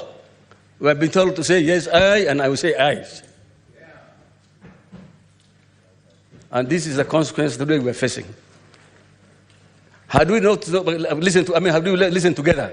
Have we got listen together? When the problems started, the time the house levy issues came, we all talked about these same issues.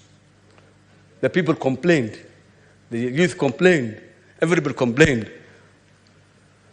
The roadside pronouncement of projects where the money is not even available. The jobs that we said we are going to create, which is not achievable. Then you expect this kind of business and this kind of upheavals to happen. Honorable Speaker, I think what is happening, what I want to tell is, if this kind of situation continues, there will be upheaval in this country. The jobs we are looking for will not be available. Crime will increase. Kenya is sending its soldiers to Haiti. Haiti is actually a country 7,000 kilometers from here. The consequences of what's happening today, where our officers are going there, the police officers, is because of this kind of business. The youth there was upheaval.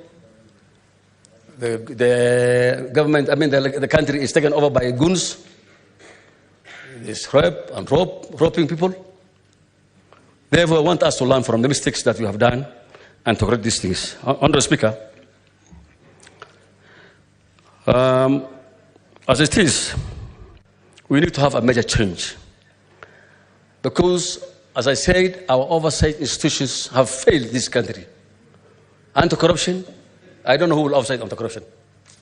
Parliament, I don't know who will oversight the parliament. Office of the DPP, you see cases, corruption cases taking too long. The Golden Bug corruption, that's taken many years, and everybody wants free. Those guys who, I don't know, looted a lot of money, I don't know those dams, they have gone free. They've been released by DPP office and the judiciary. Parliament is making punitive laws. And corruption is taking just dragging on the legs, on the feet.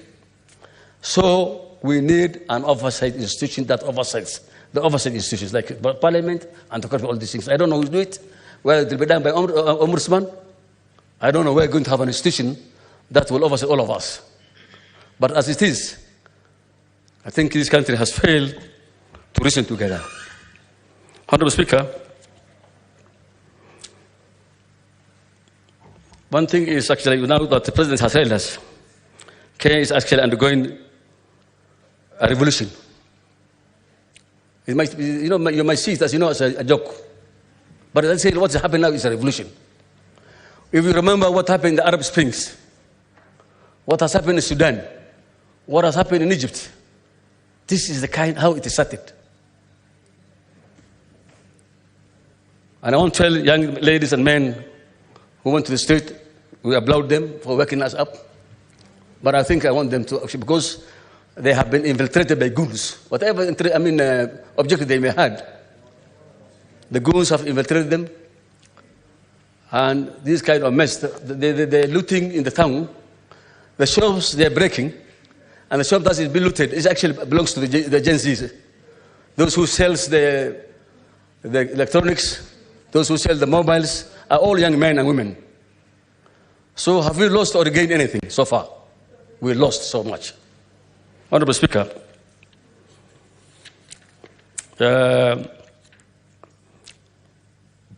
one thing I want to say is this country needs healing. We need to talk about taxation policies, because the biggest thing we are doing. The president one day wakes up and announced tax increase. You announce the next day tax levies, fuel levy increase. You announce the next day roads being constructed, road levy, fuel levy. And anything that you tax, especially when it comes to fuel and all these things, you expect to affect everybody across the board. We might need to raise money, yes, we have no problem with it. But you must at least also weigh the alternative options. This country is a very rich country. We have not explored on agriculture. This country actually is underdeveloped. Kenya has now become a consumer.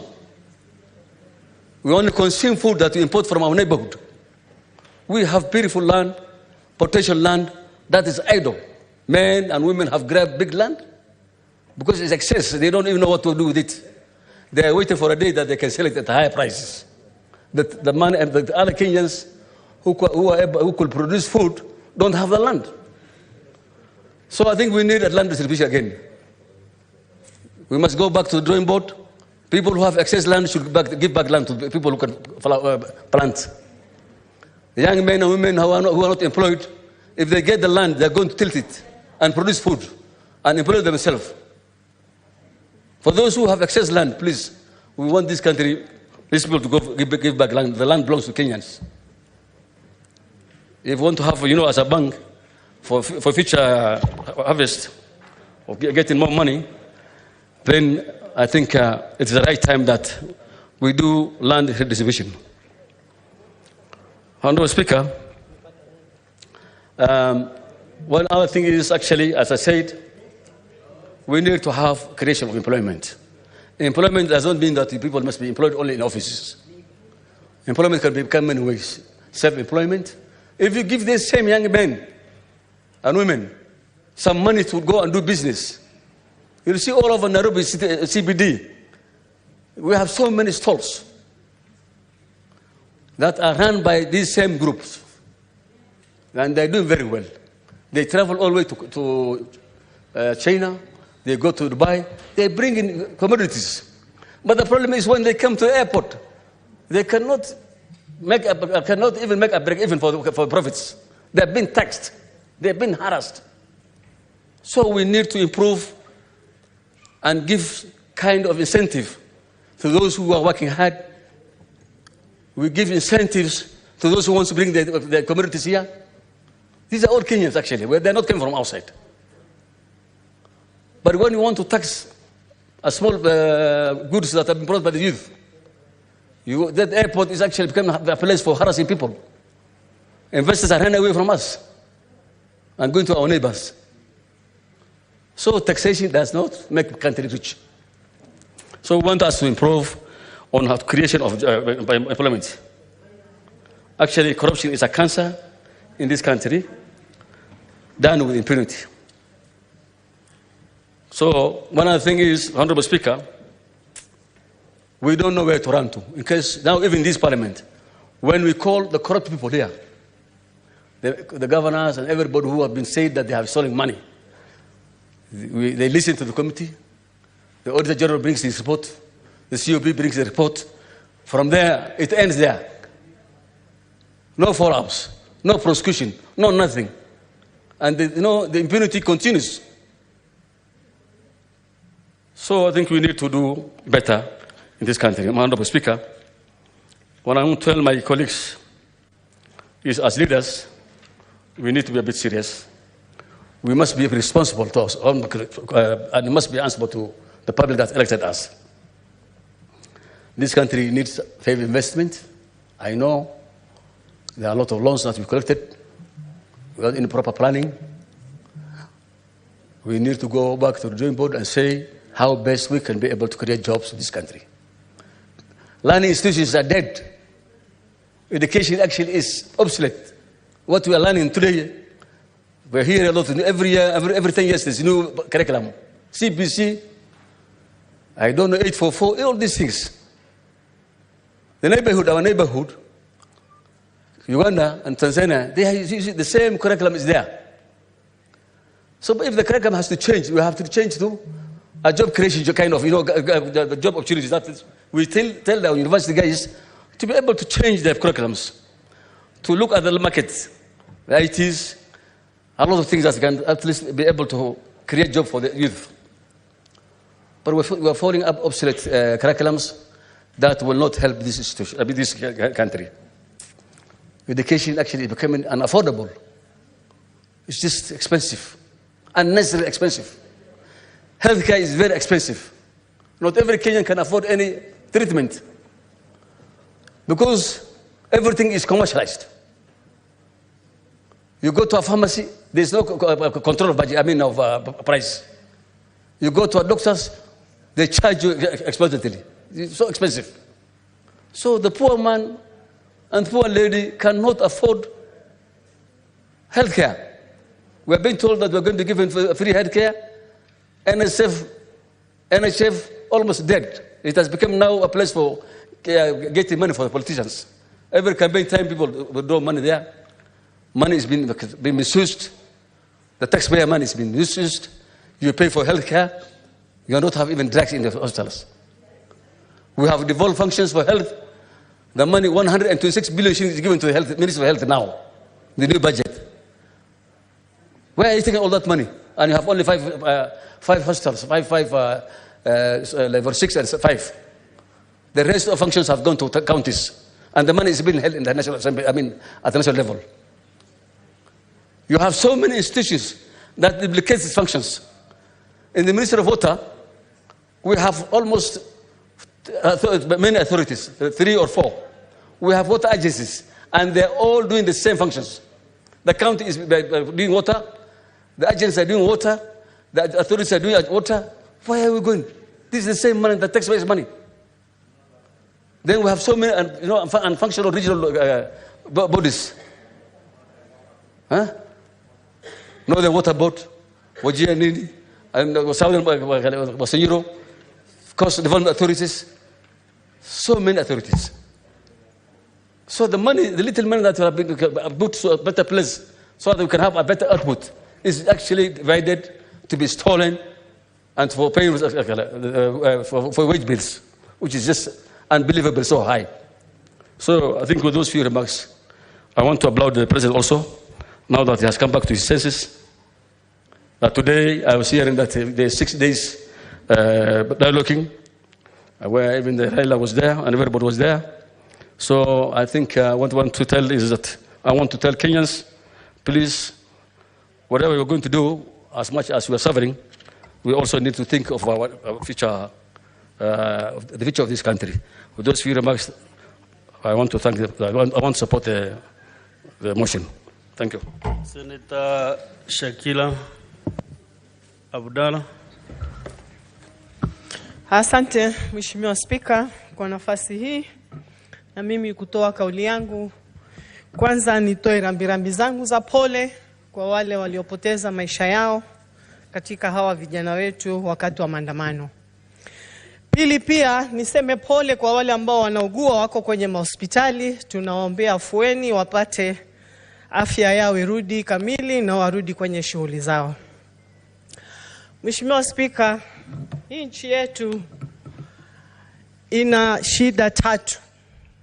Na hizo shida 3 ndio inasababisha hii nchi kutotawalika ama kuwa na misukosuko. Shida ya kwanza Mheshimiwa Spika ni ukabila, ya pili ni ufisadi, ya 3 ni ukosefu wa usawa, inequality kwa kimombo. hii nchi na hawa Gen Z ambao wamekuja, Mheshimiwa Spika, wamekuja kutuondoshea haya mambo matatu. Kutuonyesha kwamba ikiwa tutaendelea na haya mambo matatu basi hakuna pahala tutaenda. Wametuonyesha wao hawako na ufisadi wala hawana ukabila na hawanataka usawa. Na ikiwa sisi kama nchi tutafuata hii filosofia ya hawa Gen Z, basi bila shaka tutaleta mabadiliko katika nchi yetu na nchi itakuwa inaweza kutawalika. Mheshimiwa Spika, vijana hawa ni vijana wamesoma, ni vijana hawana balaa, ni wale vijana ambao walipata elimu ya bure, elimu ambayo ilikuwa ya maana maradufu wakati wa Kibaki akiwa na msaidizi wake Mheshimiwa Kalonzo. Kwa hivyo kitu tunachoomba ni hawa vijana watachukuliwa kwa wasichukuliwe nguvu na mapolisi, bali ni vijana washirikiane na wao, polisi washirikiane na wao, na pia waachwe kufanya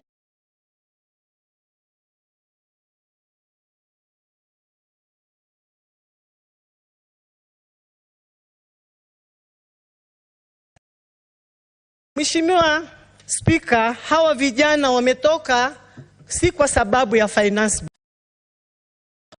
ambazo zinawakwaza katika maeneo yao wanayoishi.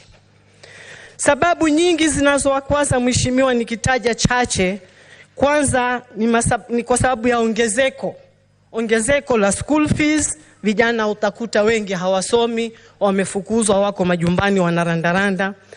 Utakuta ongezeko la mambo ya university, pia umeme umeongezeka, mambo ya housing levy, ushuru umeongezeka maradufu. Utakuta hawa vijana mara nyingi hawana njia ya kujihami kwa vovote. Na vile vile pia ukiangalia vijana kama hawa utapata ya kwamba wanaangalia, ukisema ukosefu wa usawa, ni kwamba nitatoa mfano wa makazi. Utaenda ofisi ukute kazi kuanzia juu mpaka chini ni kabila moja ama mbili. Na Kenya tuko na makabila zaidi ya 40. Utakuta Mheshimiwa, nitakupa mfano Bwana Spika, kule Lamu Port. Ile Lamu Port kuna vijana wetu 100 walichukuliwa miaka 4 iliyopita wakiwa ni kama macasuals. Na mpaka leo vijana hao ni vibarua, hawajawahi kuandikwa permanent, na ni kwa sababu utakuta watu wanakuja nyuma, wako pale KPA wanachukuliwa, ati hii ni kwaya ya watu 100 wanakuja wanachukuliwa, wanaandikwa permanent and pensionable. Wale vijana wako pale miaka 4 bado wako vibarua. Ukosefu wa usawa kama huo unafanya vijana kuleta sintofahamu na taharuki. Mheshimiwa, ile poti kuhamishwa Mombasa pia, hiyo ni njia moja ambayo pia ilileta unyonge na udhaifu mkubwa Mombasa, kuonekana kwamba ni kama maonevu. Kwa sababu ile ndio rasilimali ambayo iko pale Mombasa, lakini unakuta ilihamishwa ikapelekwa sehemu zingine na watu Mombasa na vijana bado wanarandaranda, hakuna makazi. Nitakupeleka Mheshimiwa, ukienda Witu ni division. Ikifika saa 12 inawekwa curfew. Wa upande huo hapiti huku, wa huku hapiti huku. Kwa nini watu kama wale wawekewa curfew? Kwa sababu wanalindwa watu wengine fulani pale. Kwa hivyo mambo kama hayo ya ukosefu wa usawa ndio yanaleta hii shida ya hawa Gen Z. Wamekuja kuamka na wameona kwamba hii nchi ni lazima kuwe na usawa kwa sababu sote ni wa Kenya. Ufisadi, Mheshimiwa Spika, ufisadi utakuta wanakuwa sacrifice ni wale small ship. Anaenda kushikwa director, anaenda kushikwa manager na waziri ako free. Director na manager wanachukua order kutoka kwa wakubwa wao, na wanaambiwa isipoenda hivyo basi wao ndio wataumia. Na wakishachukua zile order, maneno inabadilika, kukichafuka inakuwa wao ndio sacrificing God. Kwa hivyo Mheshimiwa Spika, huu ufisadi pia hata hapa bunge, wabunge wanaitwa kwa PG, wanaenda wanaambiwa lazima huu mswada mupitishe. Kwa nini mbunge akubali aseme mimi nimepewa milioni 2 kupitisha huu mswada? Kwa nini rais atoe milioni 2 akijua kama huo mswada ni mzuri, ahonge mbunge ili aupitishe? Kwa hivyo hiyo yote ni ufisadi kutoka juu mpaka chini. Huu ufisadi na tunataka kusema kwamba ikiwa ni EACC pia, ukienda EACC kupeleka kesi unaulizwa unamjua nani? Ama huyu umemleta kwa hii kesi anamjua nani? Kwa sababu mimi mwenyewe niko na ushahidi. Wakati nilipokuwa chair wa Child Welfare Society of Kenya, nilipata hii organization iko na ufisadi wa hali ya juu. Nilipoenda kupeleka kesi EACC pamoja na ushahidi, waliniuliza kwamba huyu mama ako connected na nani kabla hawajamgusa. Kwa hivyo haya mambo ya ufisadi yanaanzishwa huko juu yakiendelea chini. Si ati ni kitu ambacho kwamba ni ofisa ama ni mtu mdogo ameamua kujifanyia yale mambo, anapewa order. Hata hao wabunge wako hapo wakipitisha ile kitu, walipewa order na rais kwamba hii kitu ni lazima ipite, na wakahongwa. Kwa hivyo kama ni kusema ukweli ni ukweli usemwe, na mambo yajulikane wazi wazi. Mheshimiwa Rais, Mheshimiwa Spika, tunasema kwamba ufisadi ikiwa utaendelea na ikiwa rais hatajaribu kung'ang'ana na ufisadi, manake ndio ufisadi mkubwa, basi tujue hakuna pahala tutaenda hii nchi. Kwa sababu wale ambao ni mafisadi sahihi, rais amejitokeza kimasomaso kuwalinda na kuwa protect. Kwa hivyo ina maana hajaamua kupigana na ufisadi kama rais wa nchi. Tunataka rais ajaribu, apambane, na kama hawezi atoe nafasi, wanaume wachukue hiyo nafasi, wafanye kazi. We need change in this country. Tunataka mabadiliko, na mabadiliko tumeletewa na vijana, na wasirudi nyuma, tunawaunga mkono, tuko na wao. Tumesema kwamba hawa vijana waende hivyo hivyo, na wameonyesha umahiri na wameonyesha ungwana ya kwamba hawana haja ya mali ya mtu, hawana haja ya kuiba wala kuharibu. Wao wanataka haki yao, na haki ni lazima ipatikane. Mheshimiwa Spika, nikimalizia, mimi si mtu wa maneno mengi. Nataka kuambia vijana wachukue kura. Wachukue kura kwa wingi. Hiyo ndio silaha ya kupambana na adui. Asanteni sana. Nimeshukuru. Naunga mkono huu mswada. Asante Mheshimiwa Spika. Asante. Sasa tunampata Senator Mbugua George.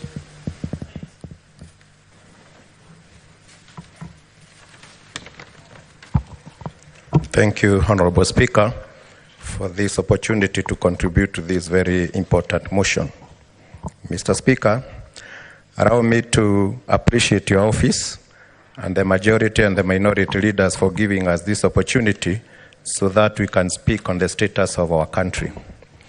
Allow me also, Mr. Speaker, to send my condolences to the people, both the Gen Zs and the police and the general public who perished during this time of these skirmishes. Mr. Speaker, the events surrounding the debate, the passing and the withdrawal of the finance bill were unprecedented. We've never had this issue, we've never seen our young people coming out in the numbers they came out. And Mr. Speaker, it marked a turning point in the governance of this country. Honorable Speaker, I would want to take this opportunity to thank the young people because they have woken up, they have made the leadership of this country to wake up and to decide to change the course this country was heading to. Honorable Speaker, the finance bill was just a trigger of the many things which have not gone well in this country.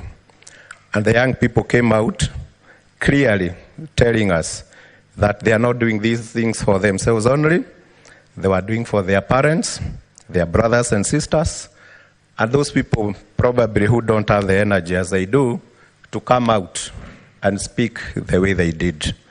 I thank them for that. Mr. Speaker, this country for many years has had to deal with the problem of inequalities.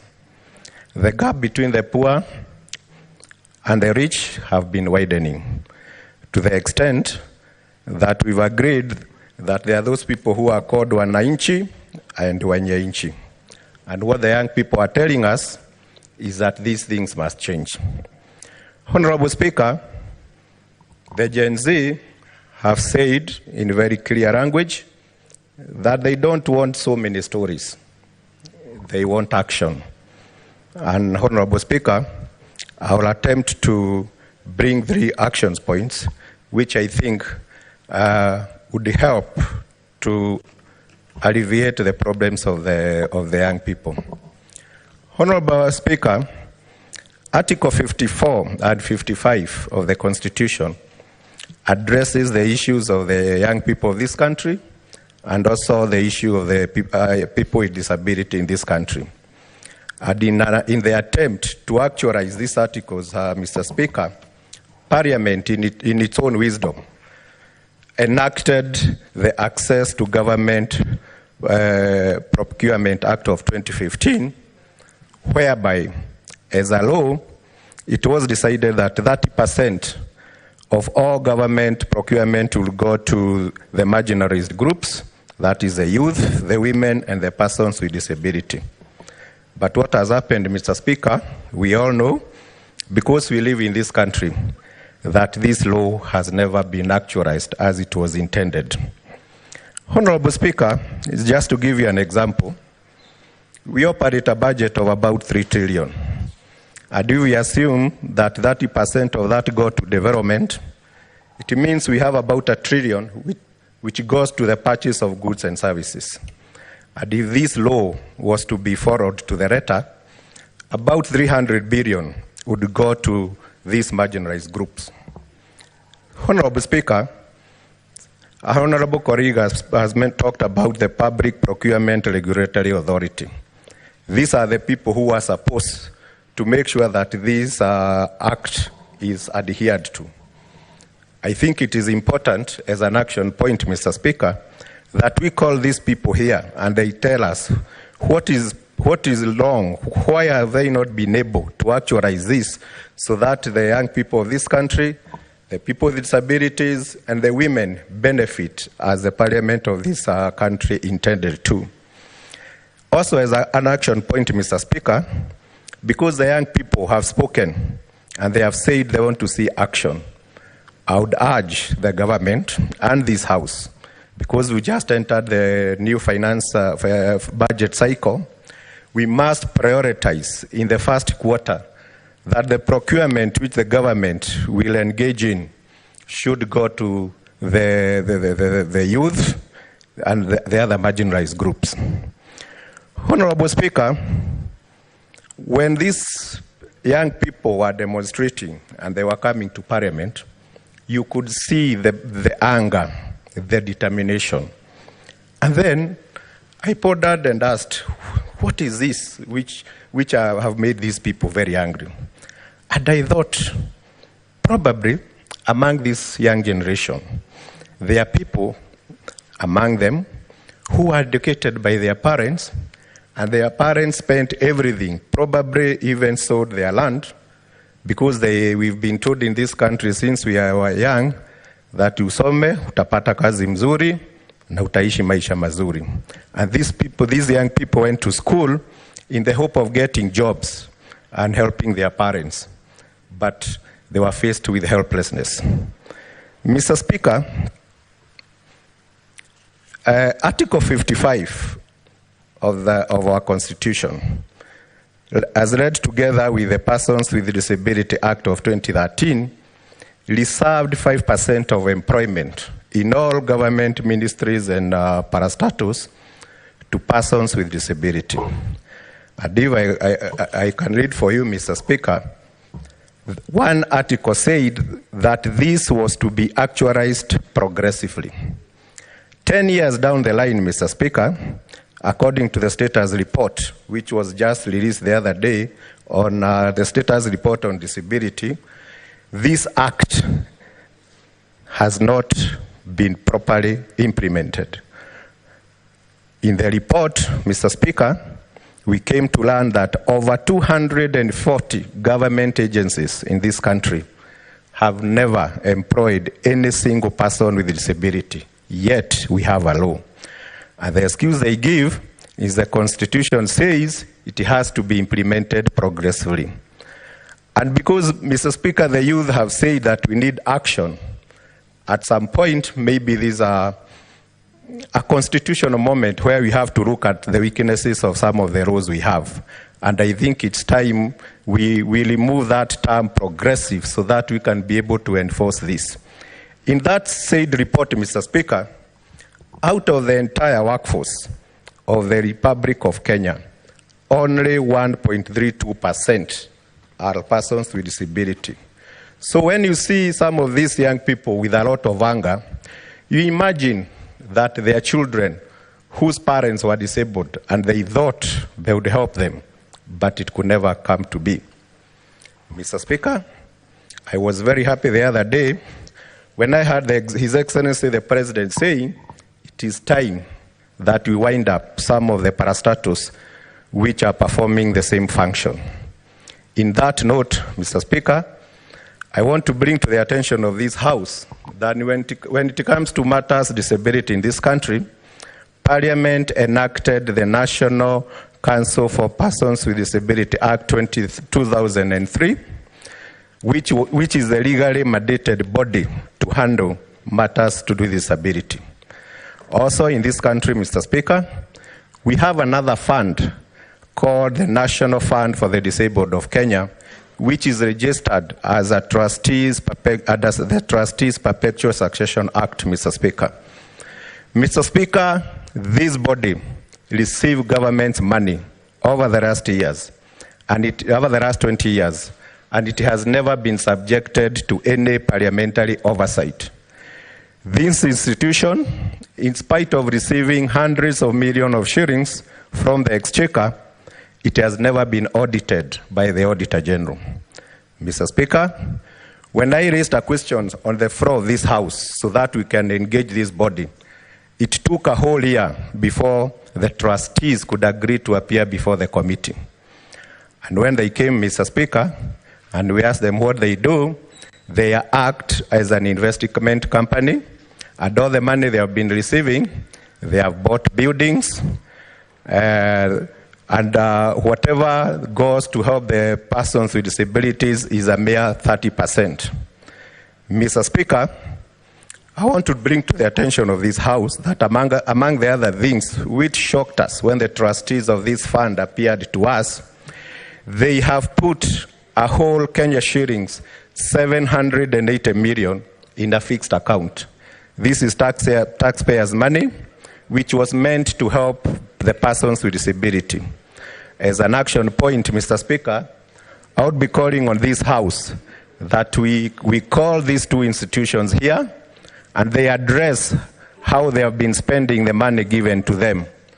Mr. Speaker, I would be imploring on this House, Mr. Speaker, that we must insist that this money, which is taxpayers' money, put in fixed deposits, be immediately made available and distributed to the various disabled groups in this country. Honorable Speaker, Mahatma Gandhi once said that the true measure of any society can be found on how it treats its most vulnerable members. And these are the children, the elderly, and the persons with disability, Mr. Speaker. As the National Assembly attempts to amend the finance bill, Mr. Speaker, we would be requesting that they don't touch the cash transfers which helps these vulnerable people in our society.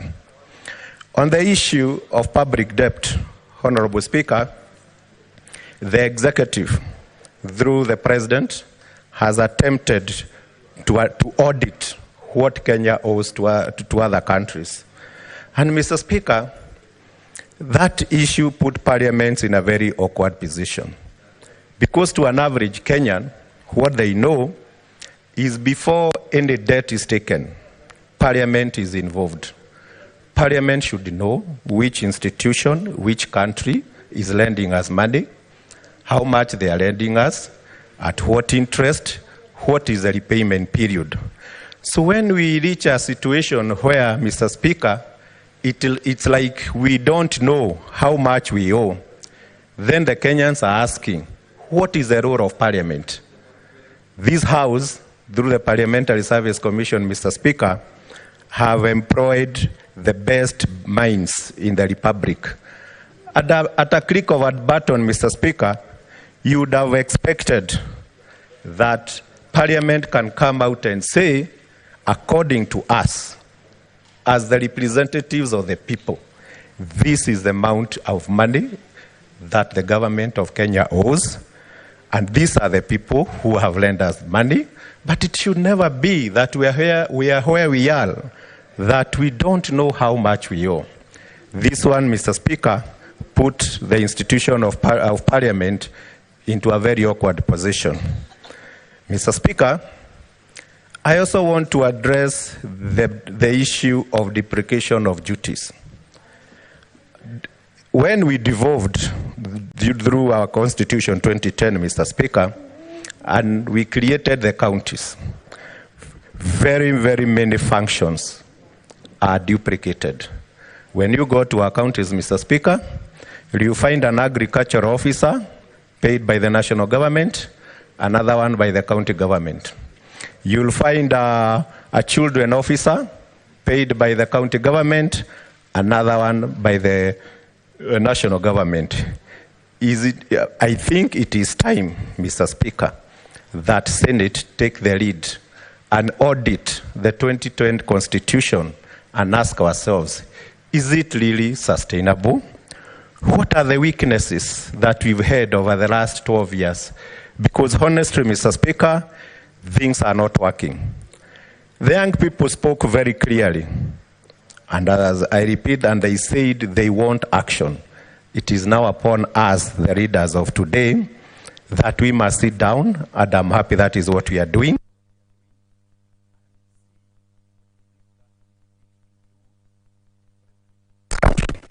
Mr. Speaker, even as we handle the issue of Gen Z, for those of us who are aspiring to go into senior positions, we must be prepared that yes, the Gen Zs are there, but after them, the generation Alpha are coming.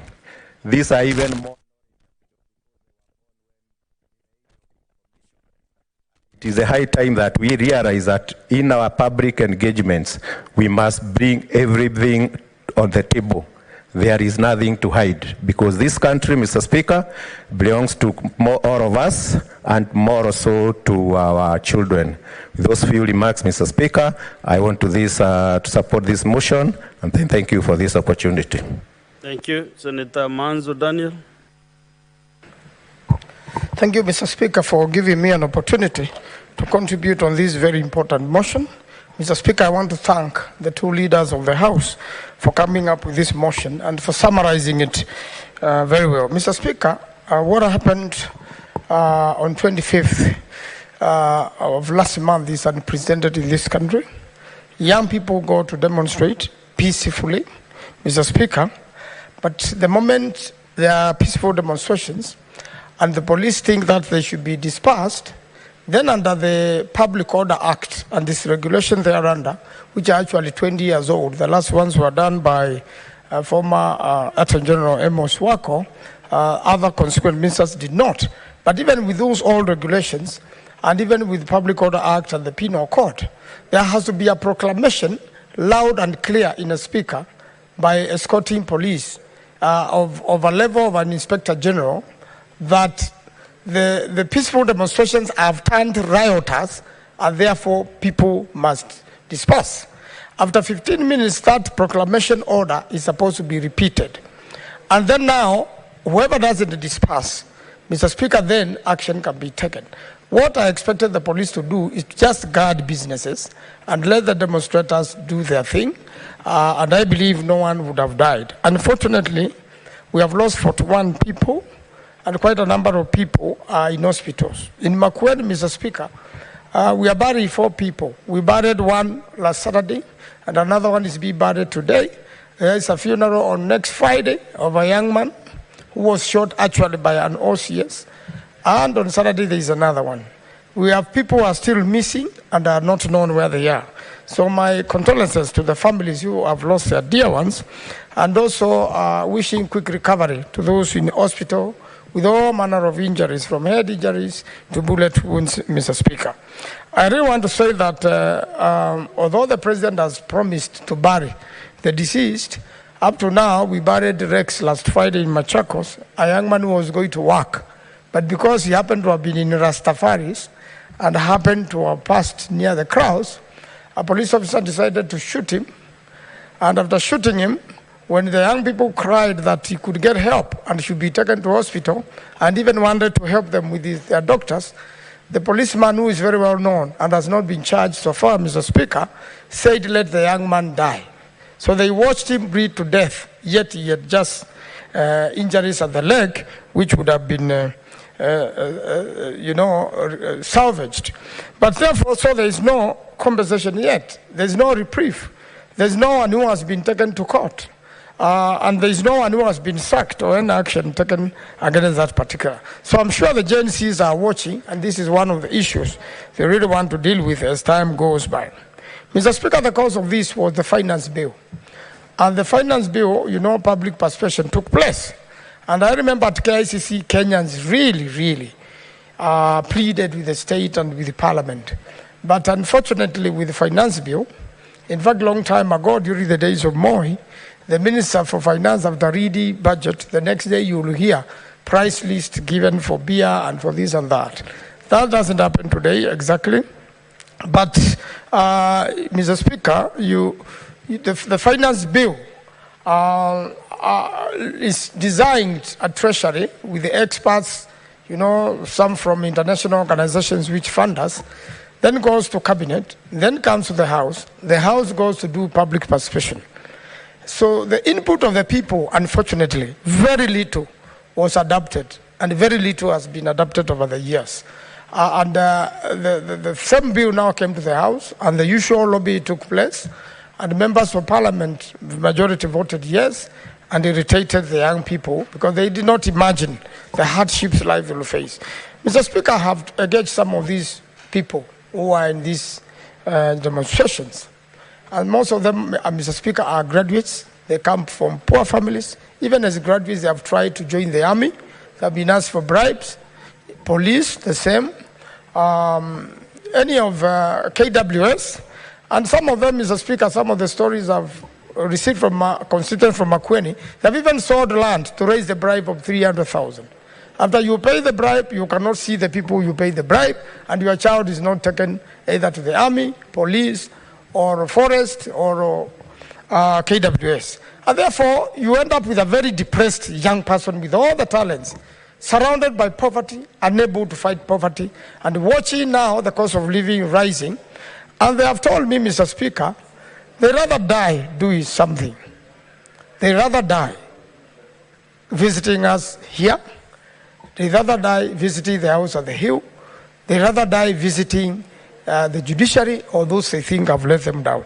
And that's a very difficult position to correct. And quite a number, a majority of them, quite a number, have that idea that they rather die doing something than just commit suicide or do something else. So that level of depression, Mr. Speaker, has been compounded by when they saw the church support politics in an unfair manner, and also they've seen the wasteful lifestyles of some of us in government, some of us who already are doing many things. And it's also very expensive to move government from one place to another, even when they are doing important things. A good one example is a recent visit to the US, Mr. Speaker. Really, some of the people went to the US, even if it was a paid up trip by a benevolent person. I'm sure the governors had to spend their own monies for the days they stayed there, even some extended. There were very many idlers in that trip, and even one of the very frustrating things to many young people here is the issue of disability, which has been talked to by the wonderful senator. And I participated in the 1998 bombing where a lot of people became disabled. And we summoned the body dealing with disability here, Mr. Speaker. And the stories they gave were horrifying.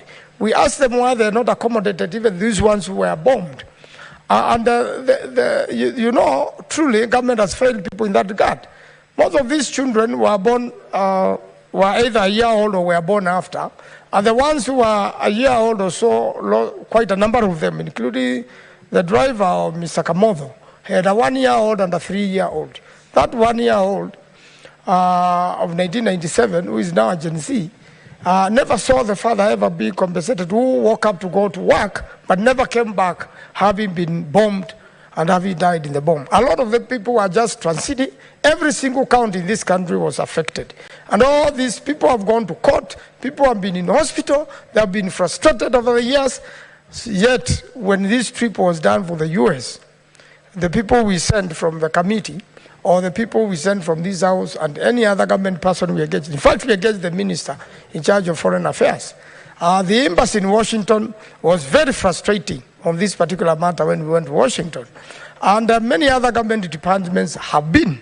So what do you expect people who have relatives they have been taking care of and have seen poverty and suffering all the years and nobody listens, what do you expect them to do? So it goes on, and then all they can see is people, lifestyles which are extravagant on leaders, instead of every leader cutting costs and getting to help the people. When you come to this particular finance bill, although the Speaker for National Assembly has promised that it is going to be dealt with later, and although something very unusual has happened, the President, after lobbying for the passing of the bill, decided not to sign it, but sent it back to be deleted clause by clause. He really threw the members of National Assembly under the bus. It is like somebody who has vomited, be told to take back their vomit.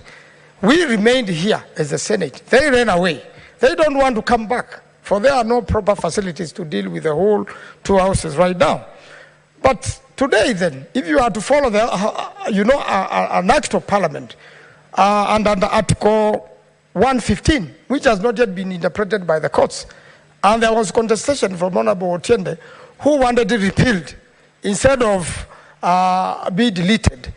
Mr. Speaker, then that law, 14 days have lapsed, could become law today. What is happening is that by the fear of Gen Zs, no one can announce it has become law, no one can implement it. But I hope when Parliament comes to delete it, then at some point, the National Assembly must still come up with another finance bill. But the real legal act is to repeal, is not to do any other thing. Mr. Speaker, so that others could also contribute, there is still high cost of living. The finance bill which was proposed did not help either. I have seen the Minister for Roads insisting on increasing fuel levies and trying to do public participation, which is cosmetic. This will still increase the cost of living. Some of the things the Gen Z contested have now been enacted in the region, and we are part of the deals of the region. We have conventions in East Africa, and therefore some of these costs will still come up to us. When it comes to dealing with justice, you have heard of the role of ODPP. It has been very controversial. ESCC, fighting of corruption. We know the nolle prosequi, which have been entered when there is sufficient evidence, and they are willing prosecutors in East Africa, and therefore some of these costs will still come up to us. When it comes to dealing with justice, you have heard of the role of ODPP. It has been very controversial. ESCC, fighting of corruption. We know the nolle prosequi, which have been entered when there is sufficient evidence, and they are willing prosecutors to prosecute. But a political deal is arrived at, and something happens, and somebody who is known to have looted from the government, from the people's coffers, goes scot-free and goes on even to join politics and continue messing it up, Mr. Speaker. There has been seen impunity, incompetence in cabinet. We have the chief laws here. The regulations, luckily, have been annulled by this House because it has stood with the people, Mr. Speaker, and it is the next motion after this. We have seen extrajudicial abductions in Makueni. One has happened this weekend. A nominated councillor, MCA, was abducted on Saturday, taken around in circles, kept in Communicado. When we made noise yesterday, he was dropped in Makindu town, very sick. And the abductors were asking him about an incident where there was a problem at the funeral of an MCA with a local member of parliament who had voted yes, causing a scuffle in the funeral. And these people who tortured this MCA were asking him why he had brought problems, yet it is the MP himself who caused the problems and is the one who started attacks on the MCA.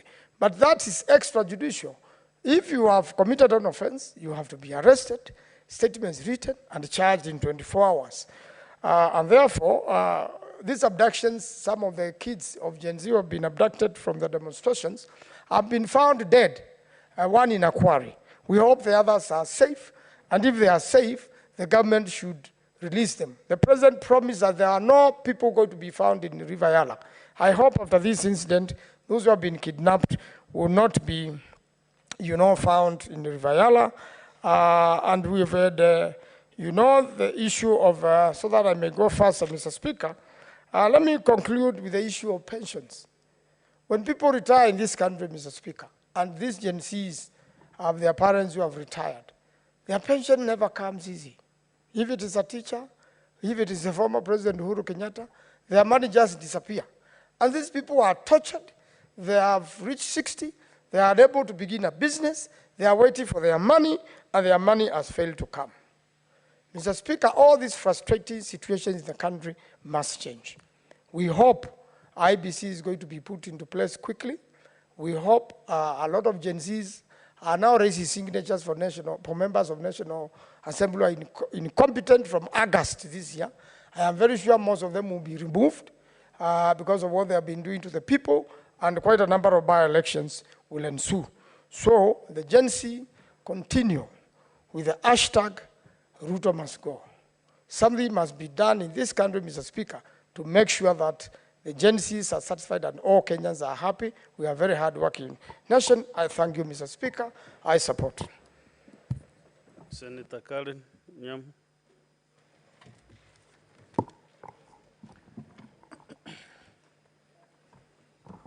Thank you, Mr. Speaker.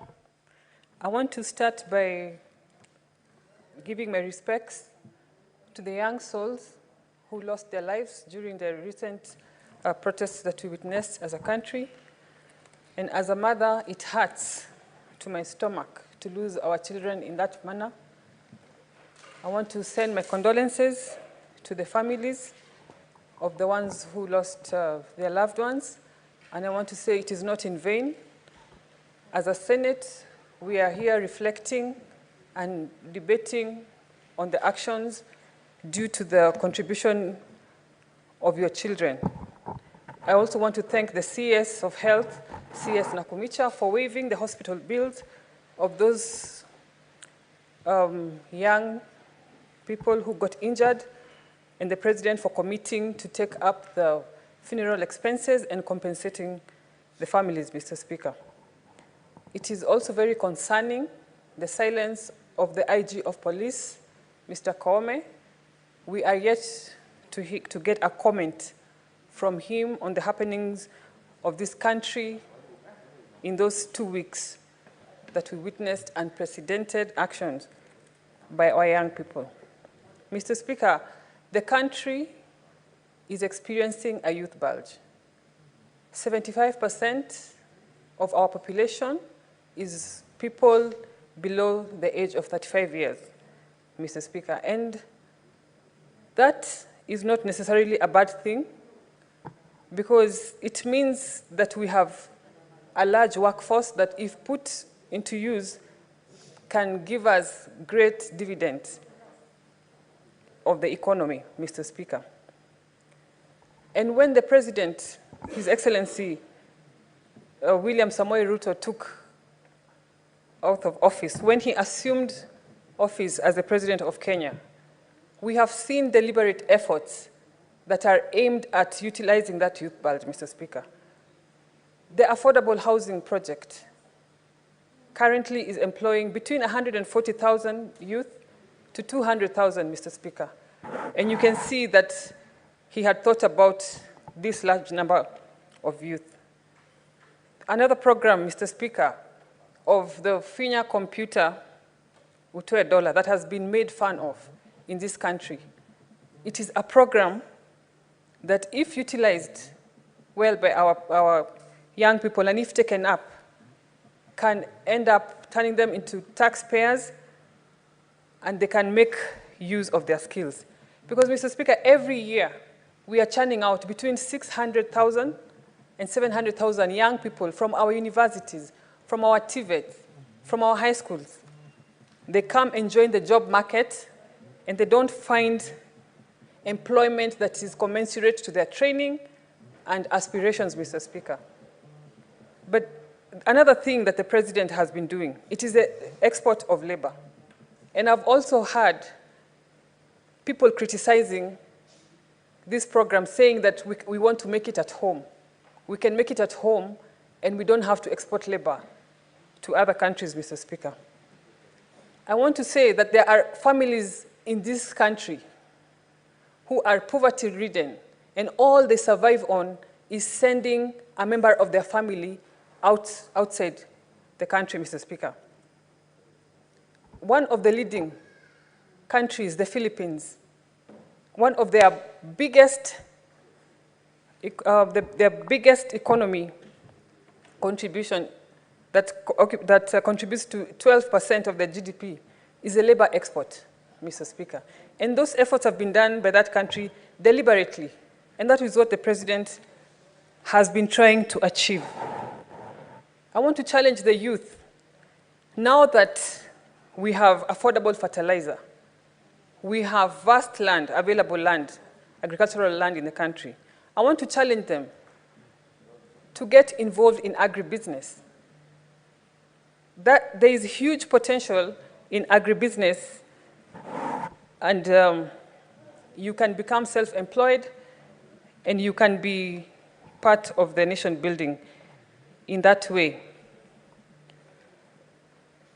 Here in Nairobi, our young people are usually used during the political process. We rely on them heavily for campaigns. They are a tool for creating hype for us candidates. But when you get into office, for example, your hands are tied because you want to help them, but the available opportunities are not that many. Mr. Speaker, if I opened for you my DM, my Instagram direct message now, the amount of messages, people requesting me or begging me to assist them get employment, Mr. Speaker. And I have observed this over time, and I have been wondering, I've been asking myself, how long can we sustain this kind of desperation among the youth? Mr. Speaker, we have an advantage of having a youth, a large youth that has energy, that has a lot of potential, it is largely educated, and it is time as a country we come up with ways for utilizing these young people, because when they are not gainfully employed, when they are not channeling their energy the right way, it is how we end up getting instability and even being exposed to political triggers that we saw last week, the last 2 weeks. Because, Mr. Speaker, even if the youth came to the streets, they were coming to the streets because of a lot of other reasons. Lack of employment for them and their mothers, and a myriad of reasons that took them to the streets. Because, truth be told, the finance bill had very little to do with it. And the misinformation that was also in the streets, in the youth that took to the streets, was noticeable, Mr. Speaker. Because I saw ladies carrying placards protesting the increase of taxes on sanitary products and or diapers, Mr. Speaker, which is not the truth. Who in their right senses can dare tax sanitary towels and diapers in Kenya, Mr. Speaker? the thing that the government wanted to achieve by introducing an eco-levy on imported sanitary towels and diapers from China, the substandard ones, the bad quality ones, is to have us be self-sufficient in that field, because truth be told, there is a huge demand for pads and a huge demand for diapers. So if we start and if we grow that industry, it will create jobs for our people, and it is those people these young people who took the streets are the ones who are going to benefit. Instead of that labor going to the Chinese youth, it will end up being the Kenyan labor that we are utilizing, Mr. Speaker. Mr. Speaker, I am on record before this House as tasking the Finance Committee to give me, or to give this House an audit on how many of our young people have benefited from the AGPO program. And I wanted to know, in our parastatals, in our county governments, how many youth people are getting tenders that rightfully belong to them, Mr. Speaker. And we have to interrogate these opportunities that are already available, that the youth that are not going to our young people and wrongfully going to the wrong hands, and we end up having the situation like the one we had. And on the finance bill, Mr. Speaker, I am one of those people who believe, who can swear by the President of this country, His Excellency, Dr. William Ruto. I believe that the intentions of the President were in the right place with that bill. I want to disagree with Senator Shakila, who claimed here that the President is a perpetrator of corruption. And it's only that this debate is uninterrupted, and that's why we did not raise a point of order. But nothing can be further from the truth, Mr. Speaker. Mr. Speaker, the President's intentions are in the right place. In that same finance bill, tea packaging had been exempted from the 16% rate that previously attracted. Eco-levy was placed on every finished product that comes to this country, together with raw materials, potatoes, eggs, onions, and all that, Mr. Speaker. These are measures that we should all support, but we all agree that the information and the communication team of the President and of the government did not disseminate this information to the ground, because I am sure if that had been done, we would have gotten more support, and the people who took advantage of our young people politically to settle political scores or aspirations could not have found that kind of number that they got from our young people, Mr. Speaker. And speaking of misinformation, I am one of those people who bore the brunt of the misinformation about the finance bill, even on social media, Mr. Speaker. I have lost in my Instagram more than 10,000 followers because I was involved in a conversation on my comment section. A lady came to my page asking me, how can you as a woman support a bill that proposes to tax sanitary towels? And so I responded to try and explain to her that that is not the case, and locally manufactured sanitary towels were not going to attract the eco-levy. And so she asked me, which local sanitary towels do you use, Karen? And I responded to her, I use tampons. Because, Mr. Speaker, I use tampons.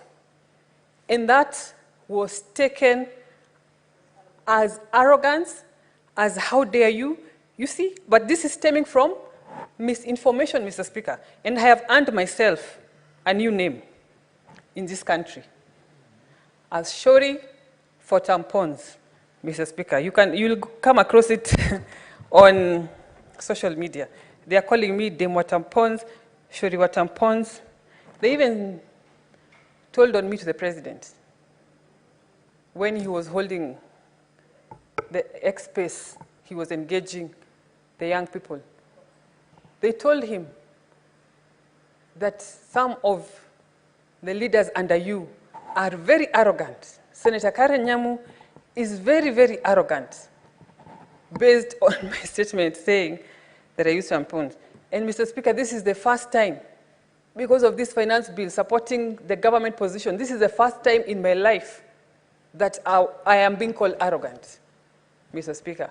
Those who know me, those who have had the chance to interact with me, will speak of my humility, will speak of my person, my persona, my down-to-earth nature, and far from it.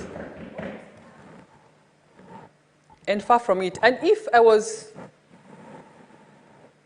misunderstood, because I certainly was, I want to say to the youth of Kenya, to the women of Kenya who got angry by my statement, that I don't withdraw because I use tampons, but I am sorry for angering you,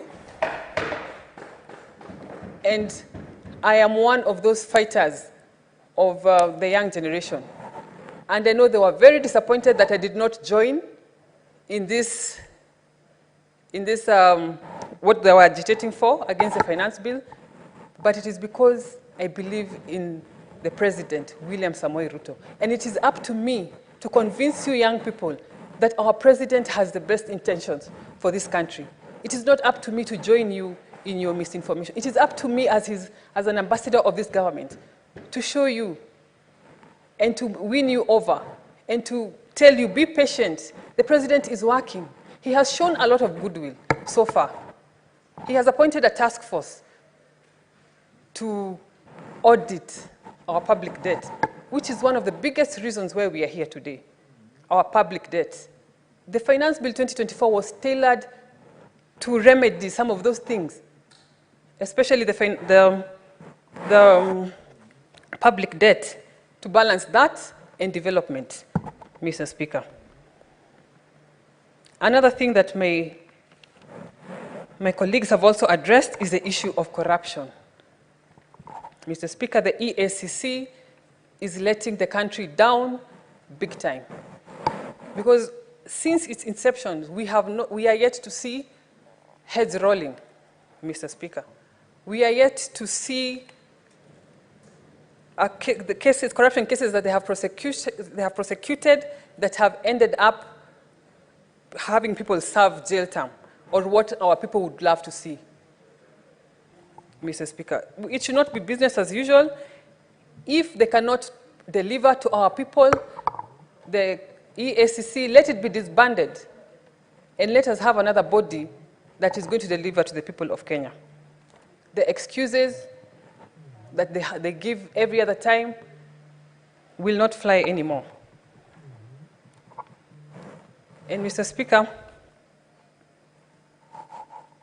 I want to talk to the young people of Kenya, and I want to tell you to take voters' cards. Register as voters, all of you. The voice that we had, your voice that we had, it will be more powerful if it is heard through the ballot box, Mr. Speaker.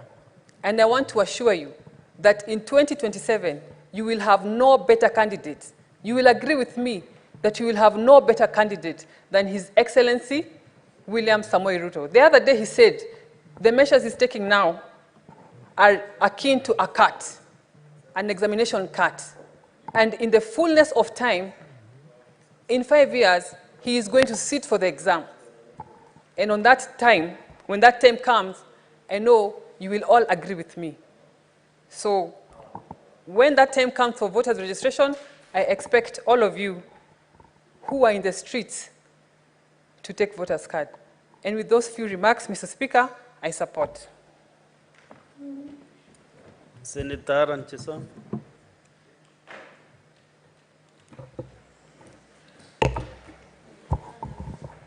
Thank you so much, Mr. Speaker, for also allowing me to make my contribution on the state of the nation. First, Mr. Speaker, let me just first start by conveying my condolences to the families that lost their loved ones in the current maandamano, and also wish a quick recovery to those ones who got injured. Secondly, Mr. Speaker, I'd like to also thank the tribeless and courageous youths, the GNZs who went to the streets to speak on behalf of this nation, speak on behalf of the Kenyans. Mr. Speaker, I'd like also to confirm that I'm one of the few leaders who tweeted and asked the President to also listen to the voices of the youths, Mr. Speaker. Thirdly, I'd like also to thank His Excellency, the President William Ruto, for actually conceding and allowing the youth, some of the GNZs, to exercise their democratic right and also listened to them. Mr. Speaker, I can assure you, if you look at our neighboring countries, if you look at Uganda, if you look at Rwanda, they do not have the democratic right that we have here. So I'd like just to appreciate His Excellency William Samoei Ruto for listening to these youths, listening to their grievances, and conceding not to sign the finance bill and rather agreed to dialogue because of the protests that were there in the country. Also, I'd like also to comment, Mr. Speaker, because I've had the whole of last week I sat in this parliament listening to many senators who were trying to divert the attention of the country by saying that Harambes are bad and now actually leading to the President banning these Harambes.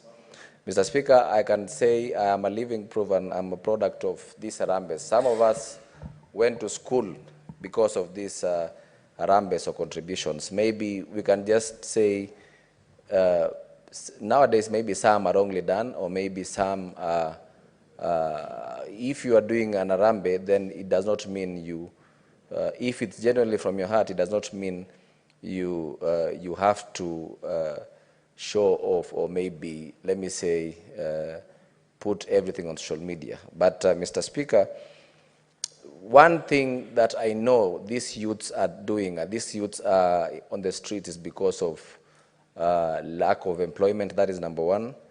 Number two, it's because of maybe where they're from. Maybe most of their parents are not able to take them to school, or maybe they have one or two different challenges, or maybe other many issues that might be facing them, Mr. Speaker. So we should not divert this country and talk about the Harambes are the issue in this country, but we should talk about the real issues. That is corruption in this country and the unemployment facing our youth, Mr. Speaker. So, Mr. Speaker, in terms of corruption, Mr. Speaker, I agree and also concur with my fellow senators that the EACC has failed us, and the government should really work on strengthening institutions that are tasked to fighting corruption. They should be very strict, Mr. Speaker, and also, apart from being strict, Mr. Speaker, they should also empower these institutions. Most of these institutions, Mr. Speaker, are also normally under-budgeted for. That is why they cannot achieve their mandate in pushing this, in pushing their agendas, Mr. Speaker. Talk about even the police, Mr. Speaker. If you look at their salaries, Mr. Speaker, they do not have motivation, or maybe they're underpaid for the causes or the security they're providing to this country, Mr. Speaker. So, Mr. Speaker, I also believe that is a problem, and it is something that should be addressed, Mr. Speaker. Another thing, Mr. Speaker, that I also want to talk about is corruption down to our county governments, Mr. Speaker.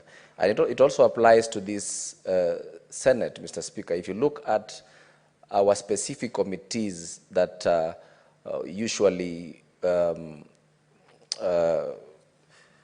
call our governors here, Mr. Speaker. You look at, for example, a committee like CPAC or CPIC, Mr. Speaker, whereby we call the county government officials, we call our governors here, Mr. Speaker, and for example, I am a member, or maybe I'm the chair of ICT, and my governor is called Mr. Speaker, and you go to that committee as a friend of the committee, Mr. Speaker. We have tried to, we are looking at serious issues of the county government, which we are allowed to oversight all these county governments, Mr. Speaker. But we cannot provide oversight, Mr. Speaker, when we are at that committee, Mr. Speaker. That is why we are proposing, Mr. Speaker, amendments to these committees, and we, as the senators of specific county governments that are called by this specific committee, Mr. Speaker, we can co-chair. We can co-chair these committees when these people, these governors are coming, so that we can make sure that we provide oversight to our people, Mr. Speaker. Mr. Speaker, another thing, Mr. Speaker, I want to talk about is public participation, Mr. Speaker.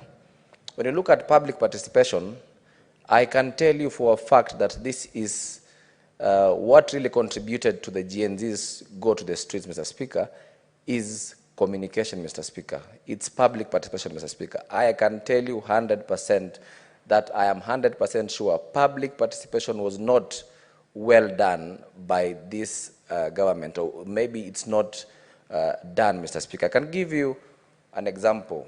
We have bills and policies that we are making, Mr. Speaker, and when it comes to public participation, Mr. Speaker, we normally, as committees, write on newspapers, Mr. Speaker. I can assure you, Mr. Speaker, if you look at the complaints that the GNZs were making, Mr. Speaker, not only those youths of ours who are in this country were complaining, Mr. Speaker. We had our children, Mr. Speaker, from abroad, from Canada, from Australia, from what, putting back their grievances, Mr. Speaker.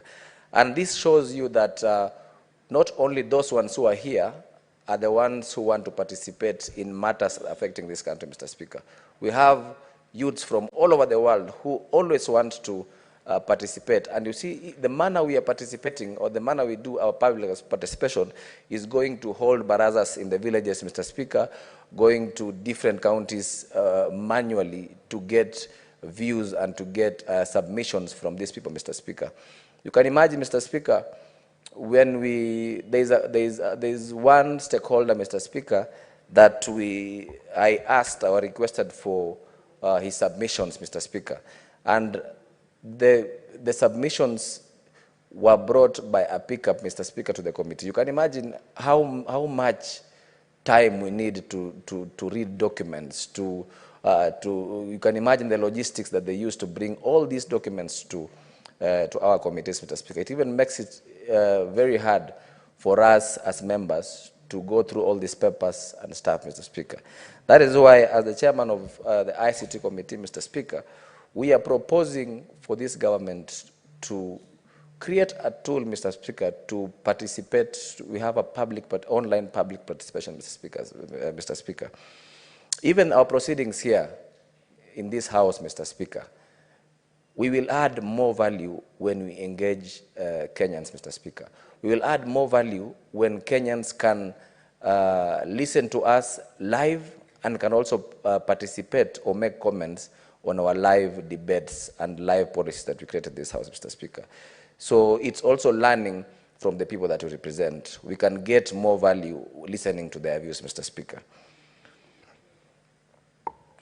Mr. Speaker, another thing I can assure you, and it's a fact that I want to really sensitize on, Mr. Speaker, is, and I also propose that we amend and operationalize the National Youth Council Act, Mr. Speaker, 209, to align with the Constitution of 2010, Mr. Speaker. whereby, Mr. Speaker, for example, the ministers representing the youth, Mr. Speaker, or the CECs in our county governments, Mr. Speaker, representing our youths must be youths, Mr. Speaker. Mr. Speaker, I can assure you the level of disconnect between the national government and the youth is very wide, Mr. Speaker. And that's why you see whatever is happening. I can assure you, Mr. Speaker, that the youths who are on that street, the GNZs who are on that street, Mr. Speaker, are speaking a very different language, Mr. Speaker.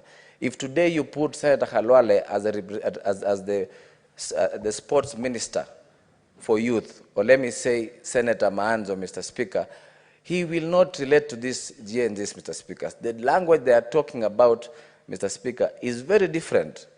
I can assure you that Senator Maanzo does not know, does not understand. In fact, the other day at the VIP launch, Mr. Speaker, Senator Maanzo was asking me what Godha means, Mr. Speaker. And I had to take almost 20 minutes explaining to Senator Maanzo what Godha is. The same Senator Khalwale, Mr. Speaker, who is our chief whip, Mr. Speaker, our majority whip, Mr. Speaker, was asking me what Kufinish Kumalo is, Mr. Speaker.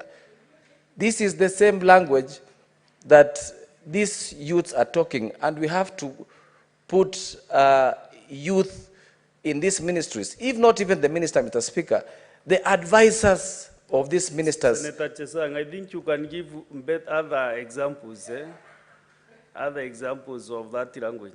If, Mr. Speaker, let me tell you, the words I'm speaking about, Mr. Speaker, have meanings to this youth. If you communicate with them with these words that they understand, Mr. Speaker, that is the best way they can understand, Mr. Speaker. I can assure you, Mr. Speaker, why I'm talking about this, there are even words and signs the youths, these GNZs use in terms of communication.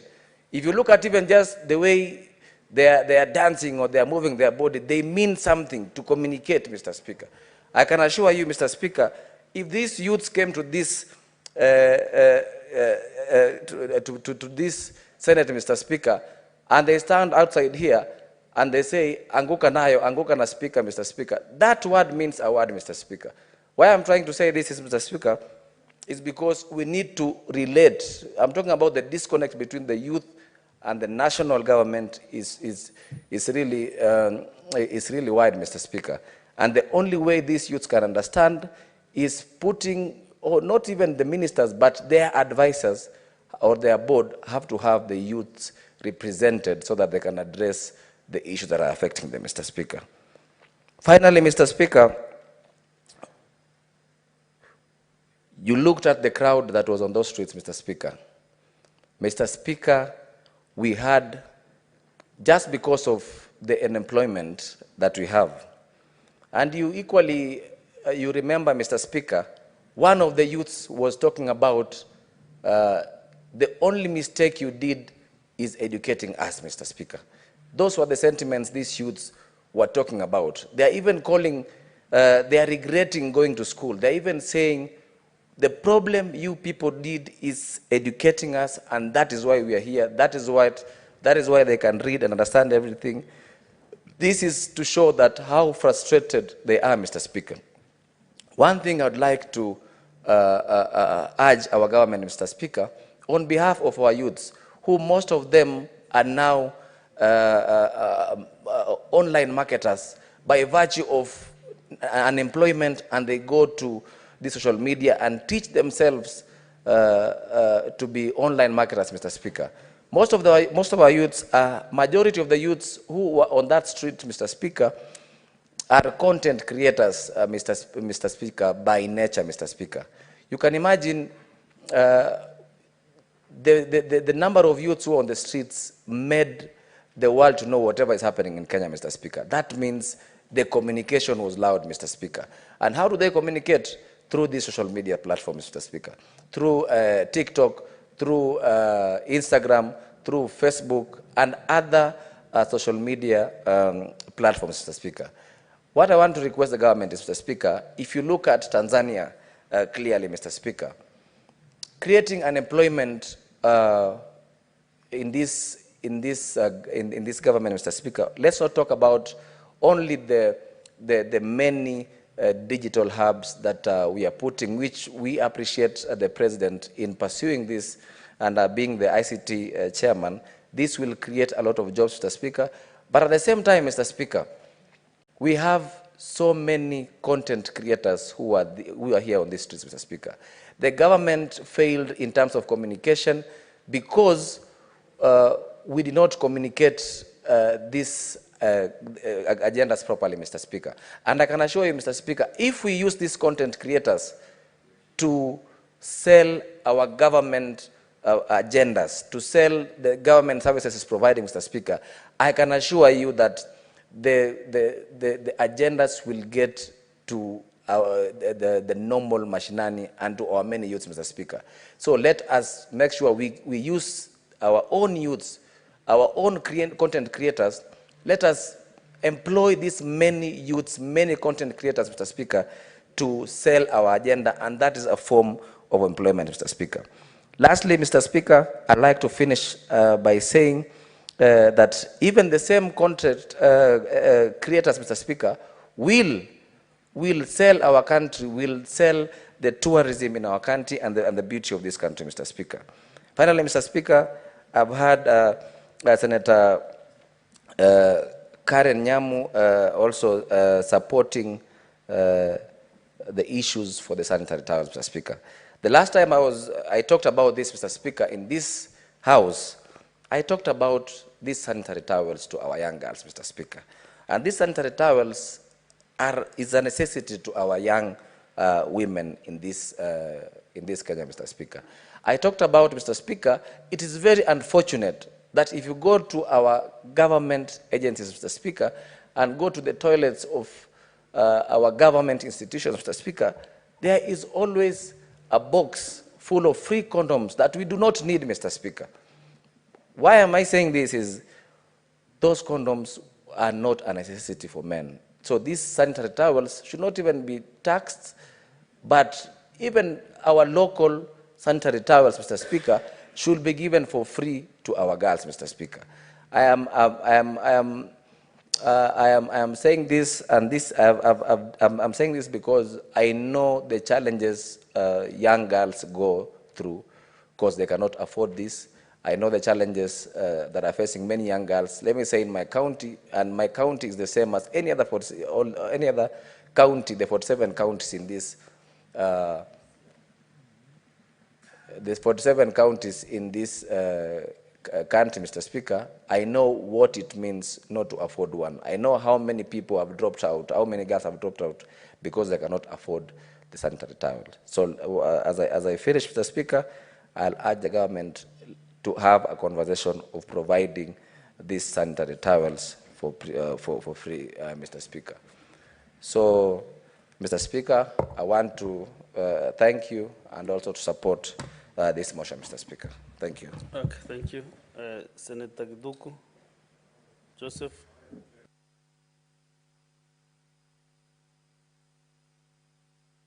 Nakuja pale mbele. Asante sana Mheshimiwa Spika kwa kuweza kunipatia nafasi pia niweze kujumuika pamoja na senators wenzangu katika kuunga mkono mswada huu ambao umeletwa na kinara walio wengi katika bunge hili na ukaweza kuungwa pia mkono na kinara walio wachache katika hili bunge. Mheshimiwa Spika. Mheshimiwa Spika, nataka nianze kwa kutoa risala zangu za rambirambi kwa familia ambazo zimeweza kupoteza vijana ambao ni wapendwa wao katika sehemu mbalimbali katika Jamhuri yetu ya Kenya. Niseme kwamba naungana pamoja na Wakenya wenzangu, viongozi wenzangu kuweza kutoa risala za rambirambi kwa vijana wetu ambao wameweza kupoteza maisha wakati ambapo walikuwa wamejitokeza kuweza kupigania haki katika nchi ya Kenya. Mheshimiwa Spika, nataka niseme ya kwamba vijana hao ambao wamepoteza maisha ni vijana wamepoteza maisha wakiwa katika umri mdogo sana. Umri ambao Mheshimiwa Spika ni umri ambao ulikuwa unaelekea wale watu ambao wanaweza kutegemewa katika jamii, lakini kwa sasa Mheshimiwa Spika wameweza kupoteza maisha. Kwa hivyo ni jambo la huzuni sana sisi kama viongozi na sisi kama viongozi wa taifa hili la Kenya kuweza kuona kwamba hawa vijana wamepoteza maisha katika wakati wa uongozi wetu. Nataka nitoe rambirambi zangu, pia niseme poleni kwa wazazi ambao pia wameweza kupoteza wapendwa wao, na niseme poleni sana kwa sababu ya jambo hilo ambalo ni jambo lenye uchungu mkubwa. Mheshimiwa Spika, hawa vijana wa Gen Z ni vijana ambao walijitokeza katika kupigania mambo ambayo wanafaa wasikizwe. Mheshimiwa Spika, Mheshimiwa Spika, hawa vijana wako na haki zao mahali ambapo wanaona hapaendi vizuri, mahali ambapo wanaona kwamba hawajawakilishwa vizuri. Ni haki yao kikatiba kuona kwamba wameweza kutoa sauti na kilio kikubwa ili serikali iweze kuwasikiza. Kwa hivyo Mheshimiwa Spika, vijana hawa walikuwa na kilio, na kilio ni kilio cha haki. Walilia wakidai kwamba Kenya hii ukosefu wa kazi umekithiri. Mheshimiwa Spika, na hawa vijana wanaongea jambo la kweli, kwa sababu Mheshimiwa Spika, tunapoongea hawa vijana wengi, asilimia kubwa ambao iko katika jamhuri yetu ya Kenya, hawa vijana hawana kazi. Kwa hivyo wakati wanapotoa kilio, wanaposimama na kusema kwamba tunapigania haki zetu za ukosefu wa kazi, Mheshimiwa Spika, vijana hawa wako na haki ya kusikizwa, wako na haki ya kuweza kupewa attention, wajulikane nini hiki ambacho wanakiongelelea. Mheshimiwa Spika, lakini si kuwachapa, sio kuwafukuza na njia ambayo haistahili. Mheshimiwa Spika, ni vizuri waweze kusikizwa. Wanadai kwamba matibabu katika jamhuri yetu ya Kenya, katika sehemu mbalimbali katika jamhuri yetu ya Kenya, Mheshimiwa Spika, yamekuwa ni matibabu ni duni. Mheshimiwa Spika, hiyo ni kilio cha haki. Kusema kwamba matibabu ni duni, Mheshimiwa Spika, hicho ni kilio cha haki, kwa sababu tumeona kwamba katika sekta za matibabu, Mheshimiwa Spika, huduma zile zimeweza kudorora kwa muda mrefu, na kwa hivyo wanapolia na kusema kwamba matibabu katika nchi yetu hayako vile inavyostahili, Mheshimiwa Spika, wanaongea jambo la haki. Mheshimiwa Spika, elimu ni jambo lingine ambalo limeleta shida katika jamhuri yetu ya Kenya. Gharama ya kusomesha watoto imekuwa ni juu. Wazazi wamelia kwamba karo ya shule imeenda juu, ikizingatiwa pia vile vile kwamba shule za upili gharama yake pia vile vile imepanda. Mheshimiwa Spika, tukiingia katika vyuo vikuu unakuta pia gharama imepanda. Kwa hivyo wanapotoa kilio na kupasha sauti na kusema kwamba hili jambo liweze kuangaliwa, linafaa Mheshimiwa Spika liweze kuzingatiwa na kuangaliwa kwa kina, kwa sababu jambo lolote wanalosema wako na haki na wanatoa kilio cha haki. Mheshimiwa Spika, Mheshimiwa Spika, nataka nitoe Inspector wa polisi Bwana IG Kome. Umefanya jambo ambalo sisi kama viongozi hatukukusudia kwamba unaweza kulifanya. Vijana wetu wamekufa. Vijana wengi sana wameweza kuaga dunia, wameweza kupoteza maisha. Vijana wengi wako katika mahospitali yetu wamelazwa. Mambo hayo yote yamesababishwa na polisi ambao walitumia nguvu kuwazuia vijana waliokuwa wanafanya maandamano ya haki. Mheshimiwa Spika, na mimi naambia Bwana Kome ya kwamba sasa ni wakati wako sasa uweze kutoka katika boardroom ambao saa hii umekaa, hata simu haushiki. Uweze kutoka katika boardroom, uje uombe wa Kenya msamaha, uombe hawa vijana msamaha, uombe msamaha hawa wazazi ambao wameweza kupoteza maisha ya wapendwa wao. Mheshimiwa Spika, jambo hili ni la huzuni kubwa, kwa sababu limefanyika wakati Inspector Bwana Kome akiwa inspector mkuu wa polisi katika jamhuri yetu ya Kenya. Mheshimiwa Spika, tunaomba Bwana Kome ajitokeze aweze kuomba msamaha kwa Wakenya kwa sababu ya mauaji ambayo yameweza kutendeka katika sehemu mbalimbali za jamhuri ya Kenya. Mheshimiwa Spika, Mheshimiwa Spika, kuna mambo ambayo pia yameweza kusababisha shida na matatizo makubwa katika corruption. Ni jambo ambalo, ama ufisadi ni jambo ambalo limeweza kuleta matatizo na shida, na hilo jambo limeweza pia kuchangia ukosefu wa kazi, kwa sababu unapoona kwamba ministry tofauti zimeingiliwa na ufisadi, haziwezi kutoa nafasi za vijana wetu kuweza kupata kazi. Na Mheshimiwa Spika, hilo ni jambo ambalo linasababisha matatizo makubwa. Mimi katika kaunti yangu ya Lamu, Mheshimiwa Spika, niko na vijana zaidi ya 100 sasa ambao saa hii wameweza kusimamishwa kazi katika poti ya Lamu. Sababu na kiini haijulikani. Wameangaliwa kwamba hawa ni watu ambao wametoka Lamu, kwa hivyo pengine hawastahili kuajiriwa kazi. Na mimi Mheshimiwa Spika, jambo hilo nanilaani, kwa sababu wale ambao majority ya watu wale ambao wameweza kusimamishwa kazi katika sehemu ile ni Gen Zs. Na Mheshimiwa Spika, ni watu ambao sasa tunasema kwamba sisi ni viongozi, tunakuja hapa kuwatetea waweze kupata ajira ya kazi. Unakuta kwamba leo hii wameweza kupewa mabarua, kusimamishwa na kuambiwa kwamba mmepatiwa mpaka mwezi wa 7 muweze kutoka hapa na muende nyumbani, na hakuna kazi henceforth.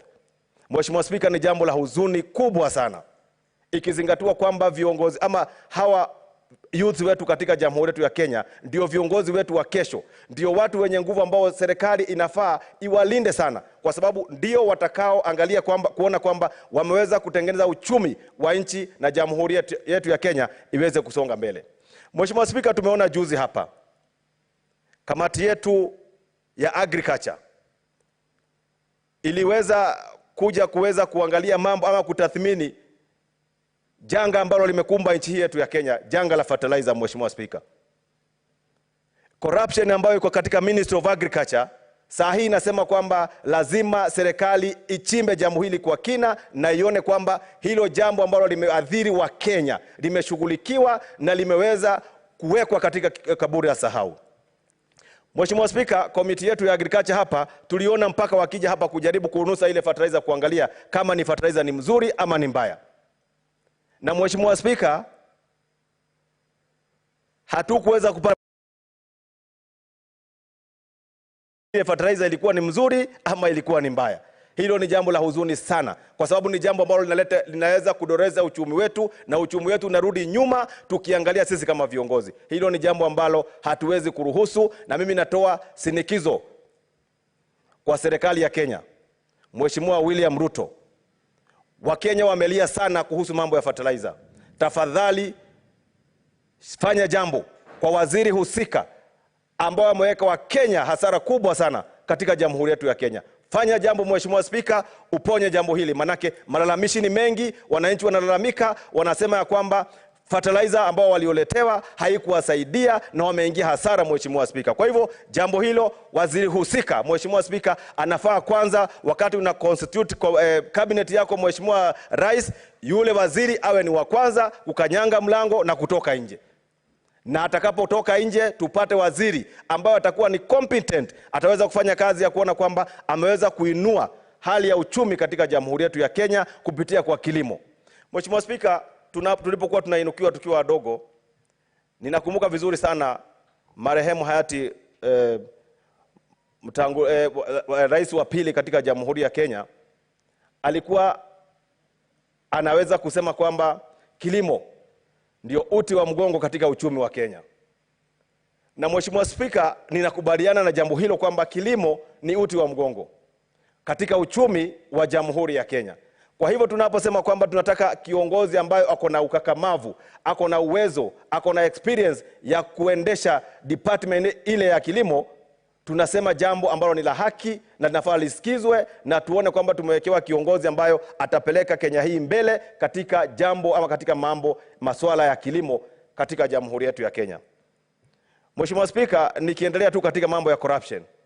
Katika county government zetu kuna nafasi mingi sana ambazo zilikuwa zimeweza kutolewa za kazi, na hiyo serikali ambayo iko ya serikali ya ugatuzi, tumeona corruption zikiwa na magovernors wetu katika all the 47 counties. Magovernors wengine wanafanya ama wanaandika vijana kazi kupitia discrimination. Mheshimiwa Spika, hilo ni jambo ambalo saa hii tunafaa tulilaani katika bunge hili, na tuseme ya kwamba kijana yoyote ambaye ako na qualification ya kuajiriwa kazi katika kaunti yake aweze kupata nafasi ya kazi. Tusiandike wananchi wetu kazi kupitia kwa kujuana, ama alinifanyia kampeni, ama alisimama na mimi katika mambo tofauti, sasa nimpe kazi. Tupatie watu competent waweze kufanya kazi, na vijana ambao wanahitimu, wamequalify na wamesoma, tuwapatie nafasi za kazi ili Kenya yetu iweze kusonga mbele. Mheshimiwa Spika, ningependa nitoe pendekezo na niseme ya kwamba ili Kenya hii iweze kusonga mbele, jambo la kwanza, ufisadi ni lazima serikali hii ipigane na ufisadi kabisa. Kwa sababu itakapopigana na ufisadi, hizi pesa ambazo zinapotea kila kuchao zitakosa mashimo ya kuingia, na hizi pesa zitafanyia wananchi kazi. Na nikisema ufisadi, naanza kuanzia county government na national government. Ufisadi uweze kupigwa marufuku, kila mtu atosheke na mshahara wake, kila mtu aweze kufanya kazi ambayo imekuwa stipulated aweze kuifanya, iweze kufanywa vile ambavyo vinavyostahili, ili Kenya hii iweze kusonga mbele. Mheshimiwa Spika, katika jambo lingine ambalo ni muhimu sana, ni lazima tuweze kuhusisha vijana katika mambo ya kuendeleza nchi hii mbele. Ninamaanisha kwamba lazima tuangalie kwamba wakati tunapofanya public participation, vijana wetu wapewe nafasi na kipao mbele, waweze kutoa maoni yao na matatizo ambao wanapitia kila kuchao. Mheshimiwa Spika, jana nimeona kijana mmoja akiongea katika runinga, na alikuwa anatoa mawazo yake kama kijana. Tujapelekwa mafundisho, ni kusema kwamba sisi tumemalizia, na tarehe 21 ndio itakuwa siku ya mwisho. Tumewalika mkutano wa lazima, kwa sababu hawakuja siku ya leo, wakuje na taarifa tutatoa wakija ama kikosa kuja. Na niseme ya kwamba mimi nikiwa kama Senator Kirinyaga na mwenyekiti wa hiyo kamati, hakuna kitu tunatarajia isipokuwa haki. Na ni vizuri tujue ya kwamba waliohusika katika hili njanga wafai kufichwa, wafai kupembelezwa, kwa sababu pia ufisadi sio kitu ya maombi. Kuna shetani wa maombi na shetani wa kimboko. Ufisadi wa mbolea, huyo ni shetani wa kimboko, na tutapambana naye kwa kimboko. La pili, ningetaka niseme kwamba mambo ambayo pia inashangaza na ilizungumziwa kidogo na Senator wa Trans Nzoia, ni kwamba nchi tunafaa tuangalie yale mambo muhimu ambayo Gen Z waliangazia. Ni jambo la kushangaza kwamba unapoenda katika vyuo vya umma ambao nitaita ni umbaguzi wa kijinsia, utapata kwamba katika vyuo vingi vya umma, ukienda katika viwanja vya ndege, ukienda katika mahali watu wanaenda kumburundika, ukienda katika zile choo za wanaume, utapata ya kwamba wanakuanga amejaza mipira ya mapenzi, mipira ya kondomu pale. Lakini unapoenda katika vyuo vya watoto wetu ambao wako na haja yao, haja ambayo inakujanga na maumbile, kwamba uwezi pata zile taulo za usafi, sanitary pads zimewekwa pale waweze kuchukua. Hiyo ni kusema ya kwamba tunachukulia sana wanaofanya usherati, tunapatia nafasi kubwa kuliko kupatia wale wanawake, wale wasichana wetu wandogo, wale wa mama Gen Z nafasi ya kutumia zile taulo za usafi. Kwa hivyo mimi ningeulizwa kama Senator wa Kirinyaga, ningesema tuondoe migao ambayo inaendanga kwa KEMSA kununua mipira ya kufanya ngono ambao ni kondom na kuwekwa kila mahali. Hiyo pesa yote tupeleke kuhakikisha kwamba watoto wetu wasichana wamepata taulo za usafi ambazo zinaitwa kwa kimombo sanitary towels. Jambo la pili ningetaka kuangazia kwamba Rais amepata nafasi nzuri sana ya kupiga kalamu wale mawaziri wote ambao ni watepetevu. Na wako wengi, wengine wajielewi, wengine wanajielewa. Ningesema ya kwamba muda kama huu ni nafasi nzuri sana ya kuja kuwapiga kalamu, tupatie hizo nafasi wale wanaojali na kuelewa kazi yao, ili hawa Gen Z nao waweze kupata ambacho wanapigania. Kwa sababu toka zamani vizazi unaona kwamba wale Gen Z waliambiwa kwamba ni vijana wa kesho. Kesho ikapita kukakuja kesho kutwa. Kesho kutwa kukaisha kukawa kuna mtondogoo, kitondo, imefika mpaka kitonjo. Wameona kwamba siku yao haifiki. Malalamiko yao hayasikizwi. Juzi katika mkutano moja nilikuwa na kijana moja ambaye ni mhandisi na mambo ya programu za kikompyuta. Tulikutana naye mahali ambao alikuwa anafanya kazi ya uchukuzi na kupakia mizigo katika shirika la usafirishaji za G4S. Yeye ni mhandisi. Amejaribu kutafuta kazi, amekosekana. unapoenda mashinani, kwa sababu tukiangazia ufisadi unafaa pia uende katika katuzi zetu. Ukienda katuzi yangu ya Kirinyaga, utaenda upate kwamba kuna mgao wa 30% ambao unafaa kwenda kwa wamama, vijana na watu ambao wako na ulemavu. Ukienda kule kuchunguza, uwezi pata kijana hata moja amesimama anasema kwamba hashawahi faindika na kandarasi moja ya kufanya kazi na kuweza kujisaidia kimaisha. Na hivyo ndo naomba ya kwamba pia katika magatuzi zetu ambapo pesa zinaenda kwa wingi sana, lazima tuhakikishe ya kwamba sheria ya ununuzi wa bidhaa inazingatiwa. Haiwezekani kwamba vijana wengi hata ukizunguka katika gatuzi nzima uwezi pata hata moja shawi faindika. Ni wale mabwenyenye wachache wanaenda wanaandikisha wasichana wao, Gen Z wanakosa kazi na wanakosa kuninufaisha. Ukienda kama ni upande wa ukulima, maji inakuwa ni tatizo. Kwa hivyo hata tunapojaribu kuwapatia njia banda na kuambia watafute kazi, tunasahau ya kwamba vifaa na mtaji wa kufanya kazi haupo. Ukienda katika benki zetu utapata ni 18% mpaka 20%. Wakati tunakuja kuambia wale vijana kazi, tukiweka pale tunasema lazima kijana awe na uzoefu wa miaka 5. Sasa nauliza wanaohitimu wenye walikuwa katika barabara juzi, ambao wametoka juzi na mwaka jana, watatoa wapi uzoefu wa miaka 5 ili waweze kupata ile nafasi ya kazi? Kwa hivyo wamesikia wamekandamizwa, na ndio wametokeza kwa wingi kulalamika, kwa sababu wameona hakuna kesho wasipojipanga wenyewe hakisha kwamba kesho inapatikana leo. Ningetaka niseme ya kwamba ukienda kwa wale ambao wamefanya kazi na gatuzi zetu, kuna ile pesa inaitwa retention. Enda gatuzi la Kirinyaga, utapata ya kwamba wale walifanya kazi zao wakaomba mikopo katika benki, na wale wengine ukiangalia wengine ni wanarika, wote pesa zao zilienda zikazama mpaka siku leo wanja waipata. Na ndio wapate ile pesa lazima watoe mlungula.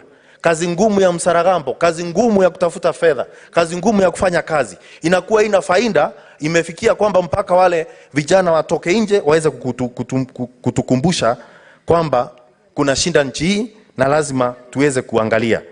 Tukienda katika idara ya michezo, sana nikiangalia pale kwetu Kirinyaga na tukijua kwamba michezo imegatuliwa, pia najawa na huzuni.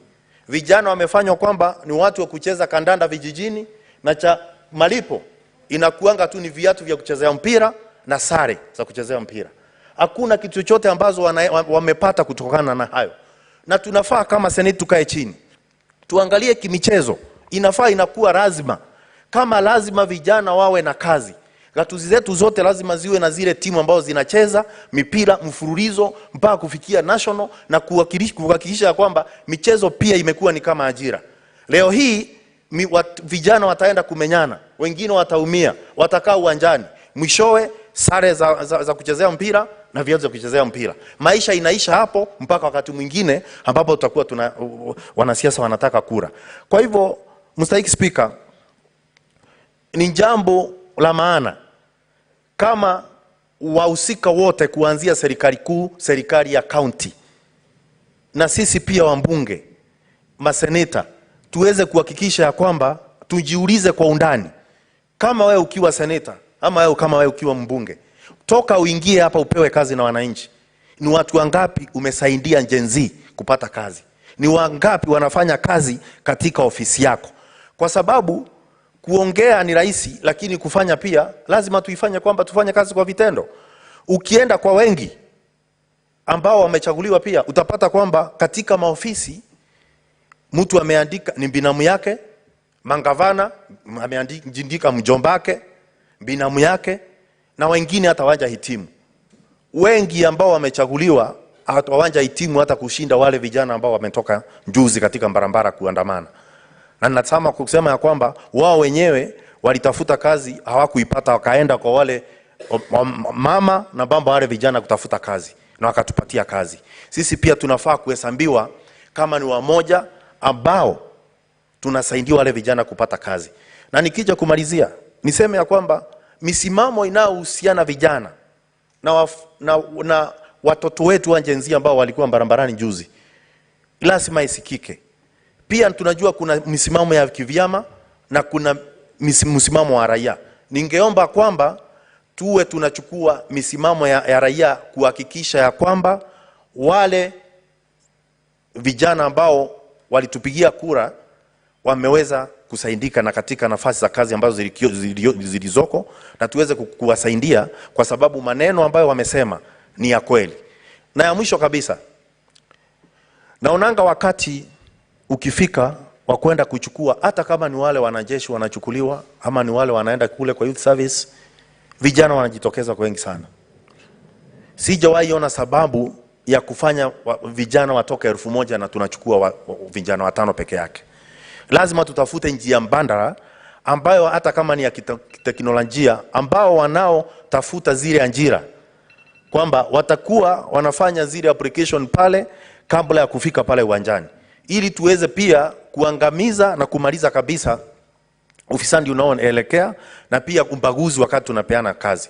Kwa hivyo mimi kama mwenyekiti wa ukulima, uvuvi na uchumi samawati, yaliyosema nimeyasikia, na nimeahidi ya kwamba sisi tumefanya kazi msaragambo, kazi ngumu, tumemaliza, na kwamba tarehe 21 tumeita wale wote washikandau kuhakikisha kwamba tumemaliza ile taarifa ya upelelezi wa mbolea ghushi, na tutakuja kuiweka hapa mezani, na tumefuata katiba na tumefuata sheria zote za seneti ambazo zimewekwa, ili tuweze kuhakikisha kwamba tumefanya kazi inayofaa na tutaleta taarifa ambayo ni ya kweli bila kufikiria chochote. Asante sana Mr. Speaker. Thank you very much, Senator Murango from Muranga. I am seeing the Honorable Senator Seki. You are already on your feet, yet the chair has not given you the opportunity to speak to this motion. But now, in the interest of time, I will allow Senator Joyce limited time so that you take the last bite because of the timelines that we have between now and the time the House is rising. Thank you very much, Honorable Speaker, for giving me this opportunity. Mr. Speaker, the events of the recent past as this country awaken and surprise almost in equal measure.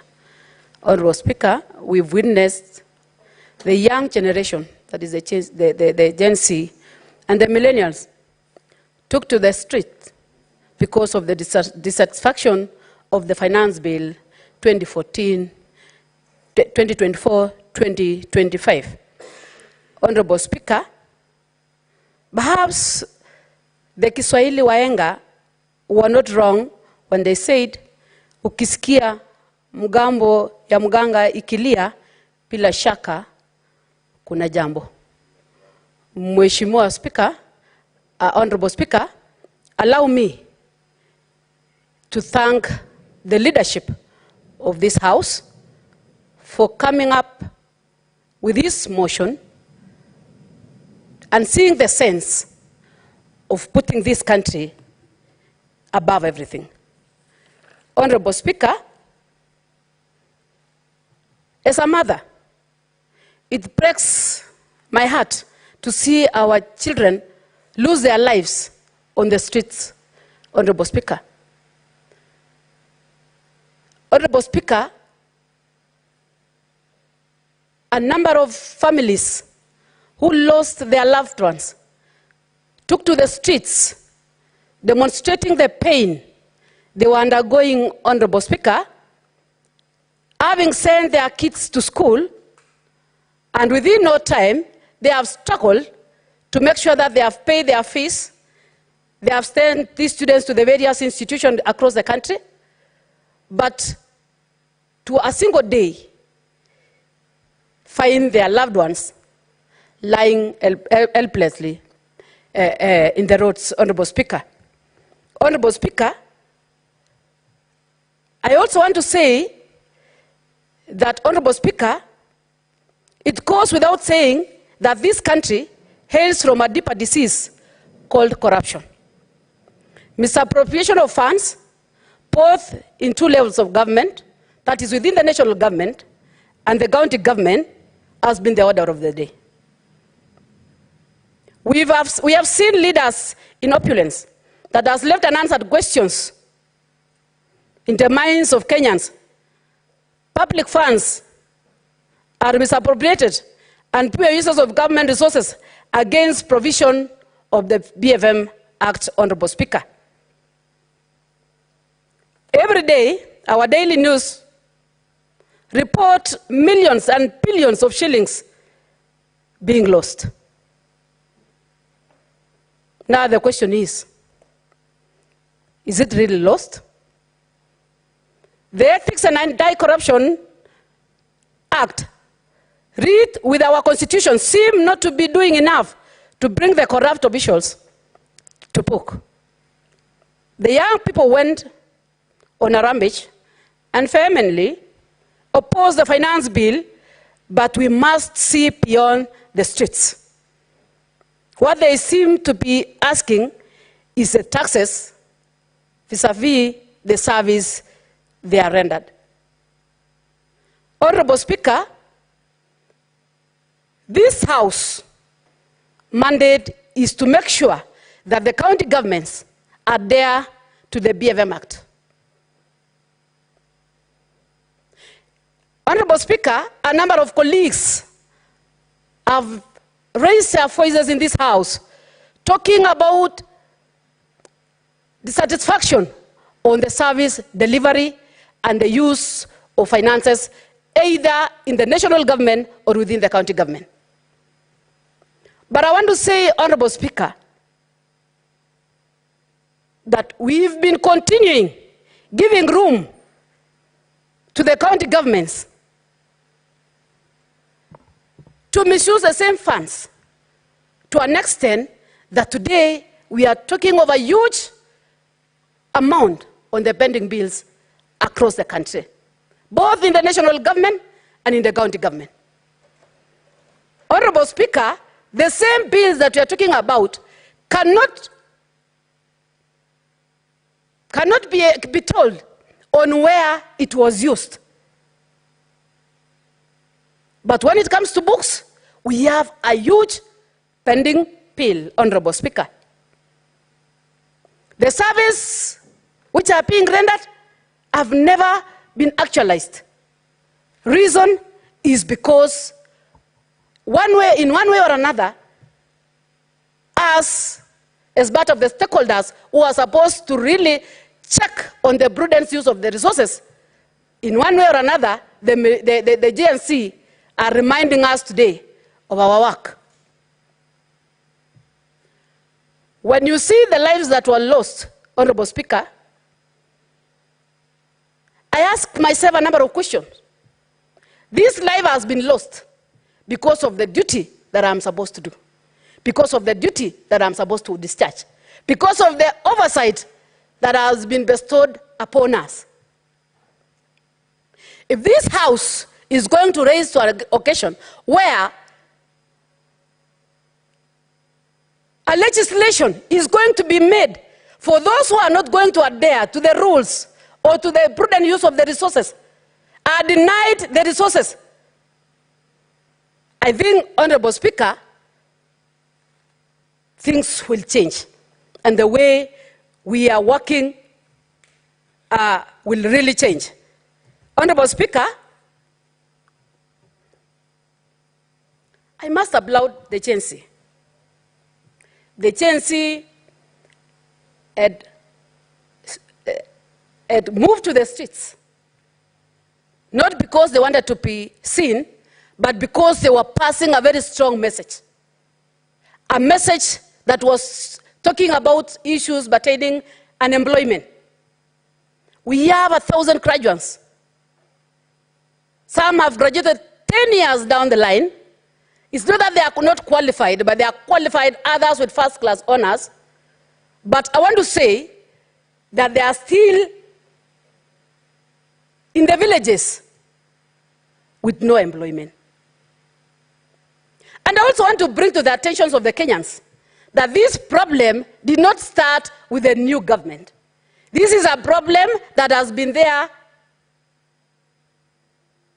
before.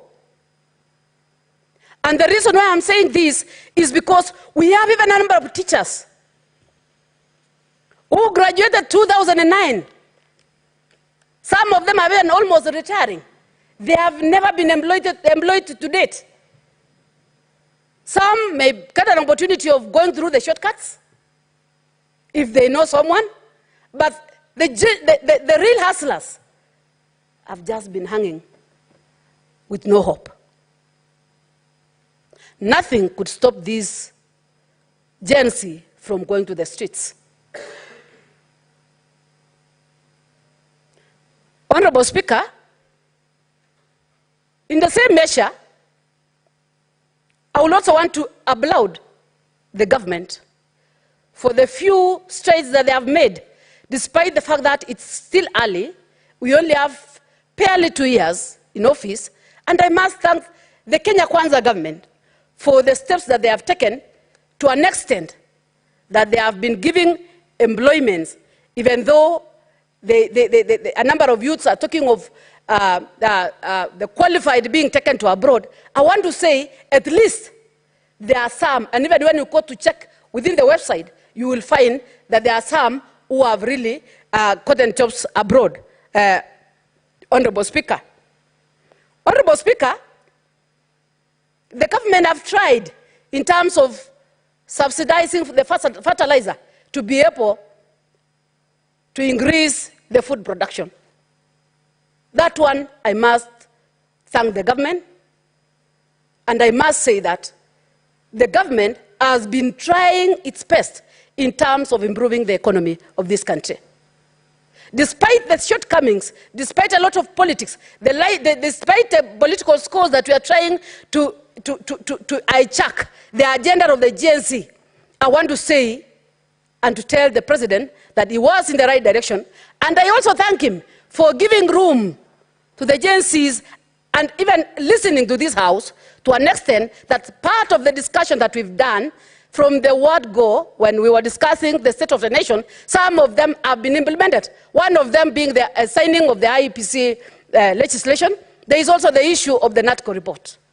I want to thank the president and to say that leadership is about consultation. Honorable Speaker, not only that, there are a number of things that the government has done. If given room, a number of issues that has been raised, I know they are going to be addressed. The finance bill that was dropped by the president was not dropped because we don't need or the members of parliament were wrong. It was dropped because they needed a dialogue on some of the areas that the hustlers or the citizens of this country were feeling unsatisfied.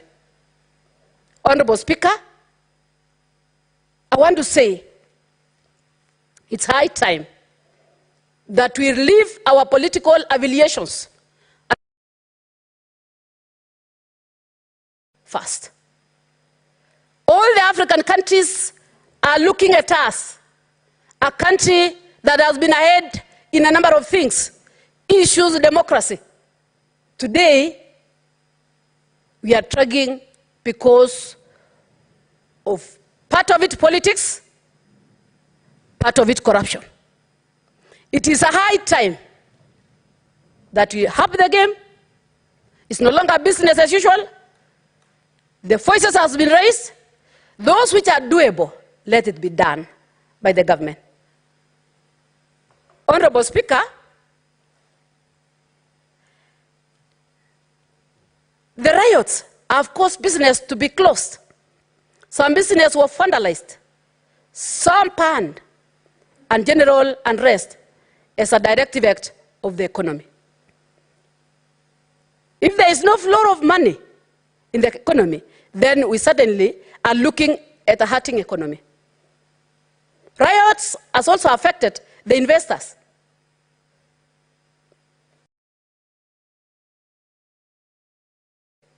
For them to invest.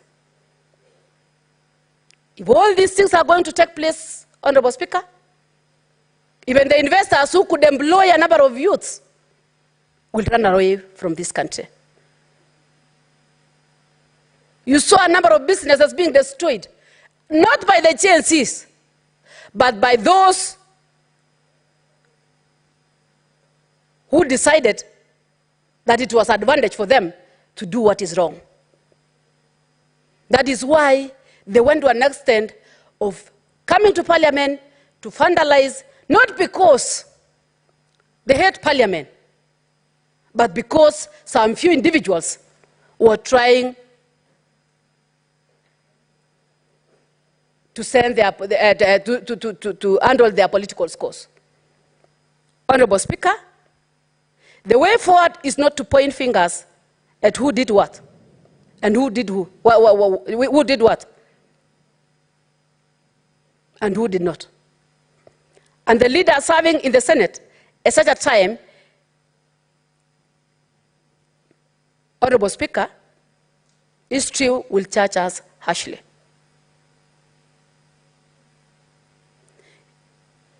Honorable Speaker, I call upon the leaders to lead with integrity, observing the Chapter 6 of the Constitution.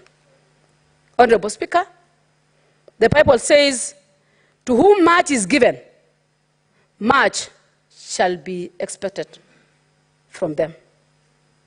Much is expected from us as leaders in the two houses, in different ministries, across the parastatals. Thank you, Honorable Speaker. Thank you, Senator Joyce. And for the benefit of Senator Seki, you definitely will spill over your time to tomorrow should you wish to, and therefore I will allow you to immediately then take up the floor and speak to the motion. Thank you very much, Honorable Speaker. And let me take this opportunity also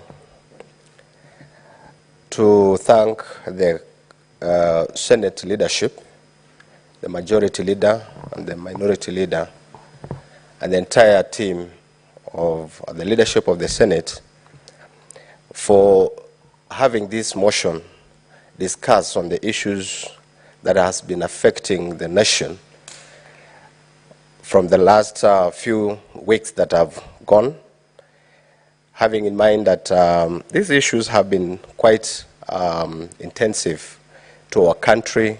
It has really brought our country into a spot in every situation, particularly in business, in trade, and in social life. We have been affected as a country.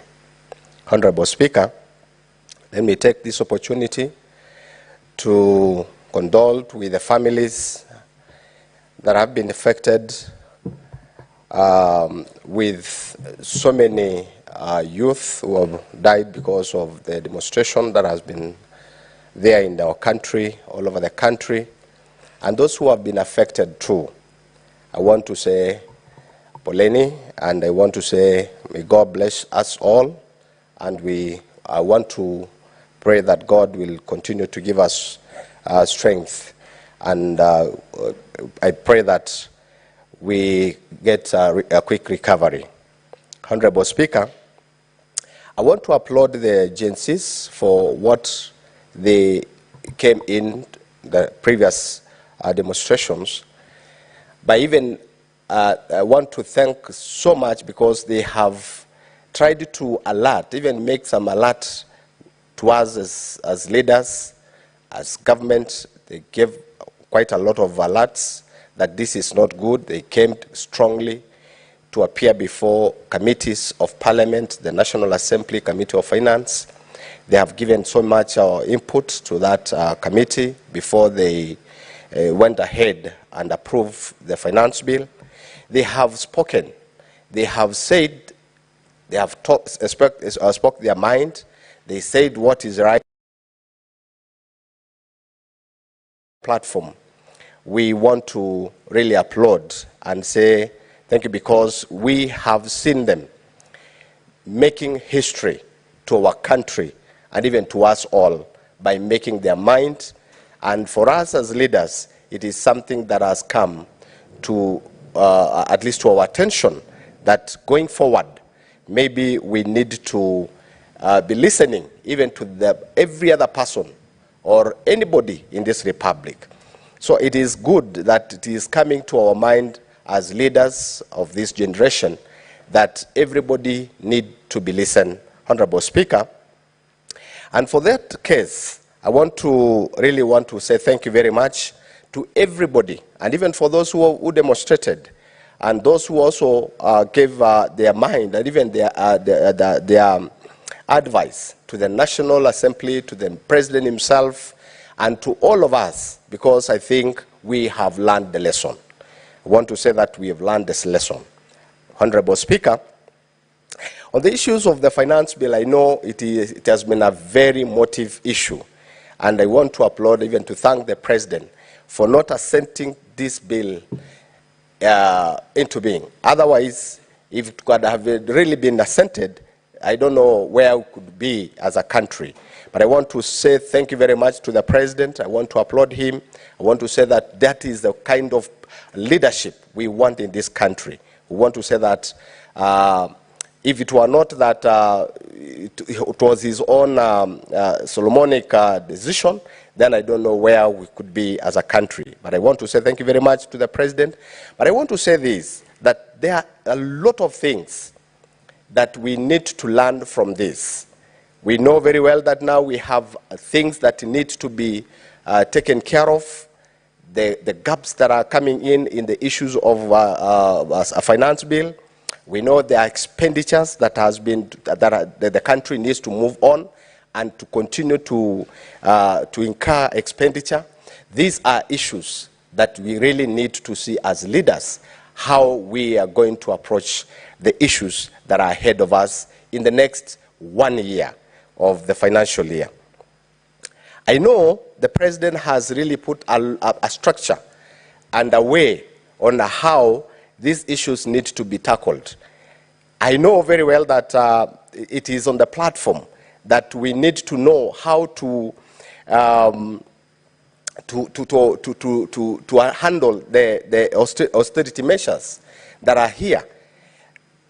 Check on the issues of the Senate or Parliament. How are we going to handle our issues?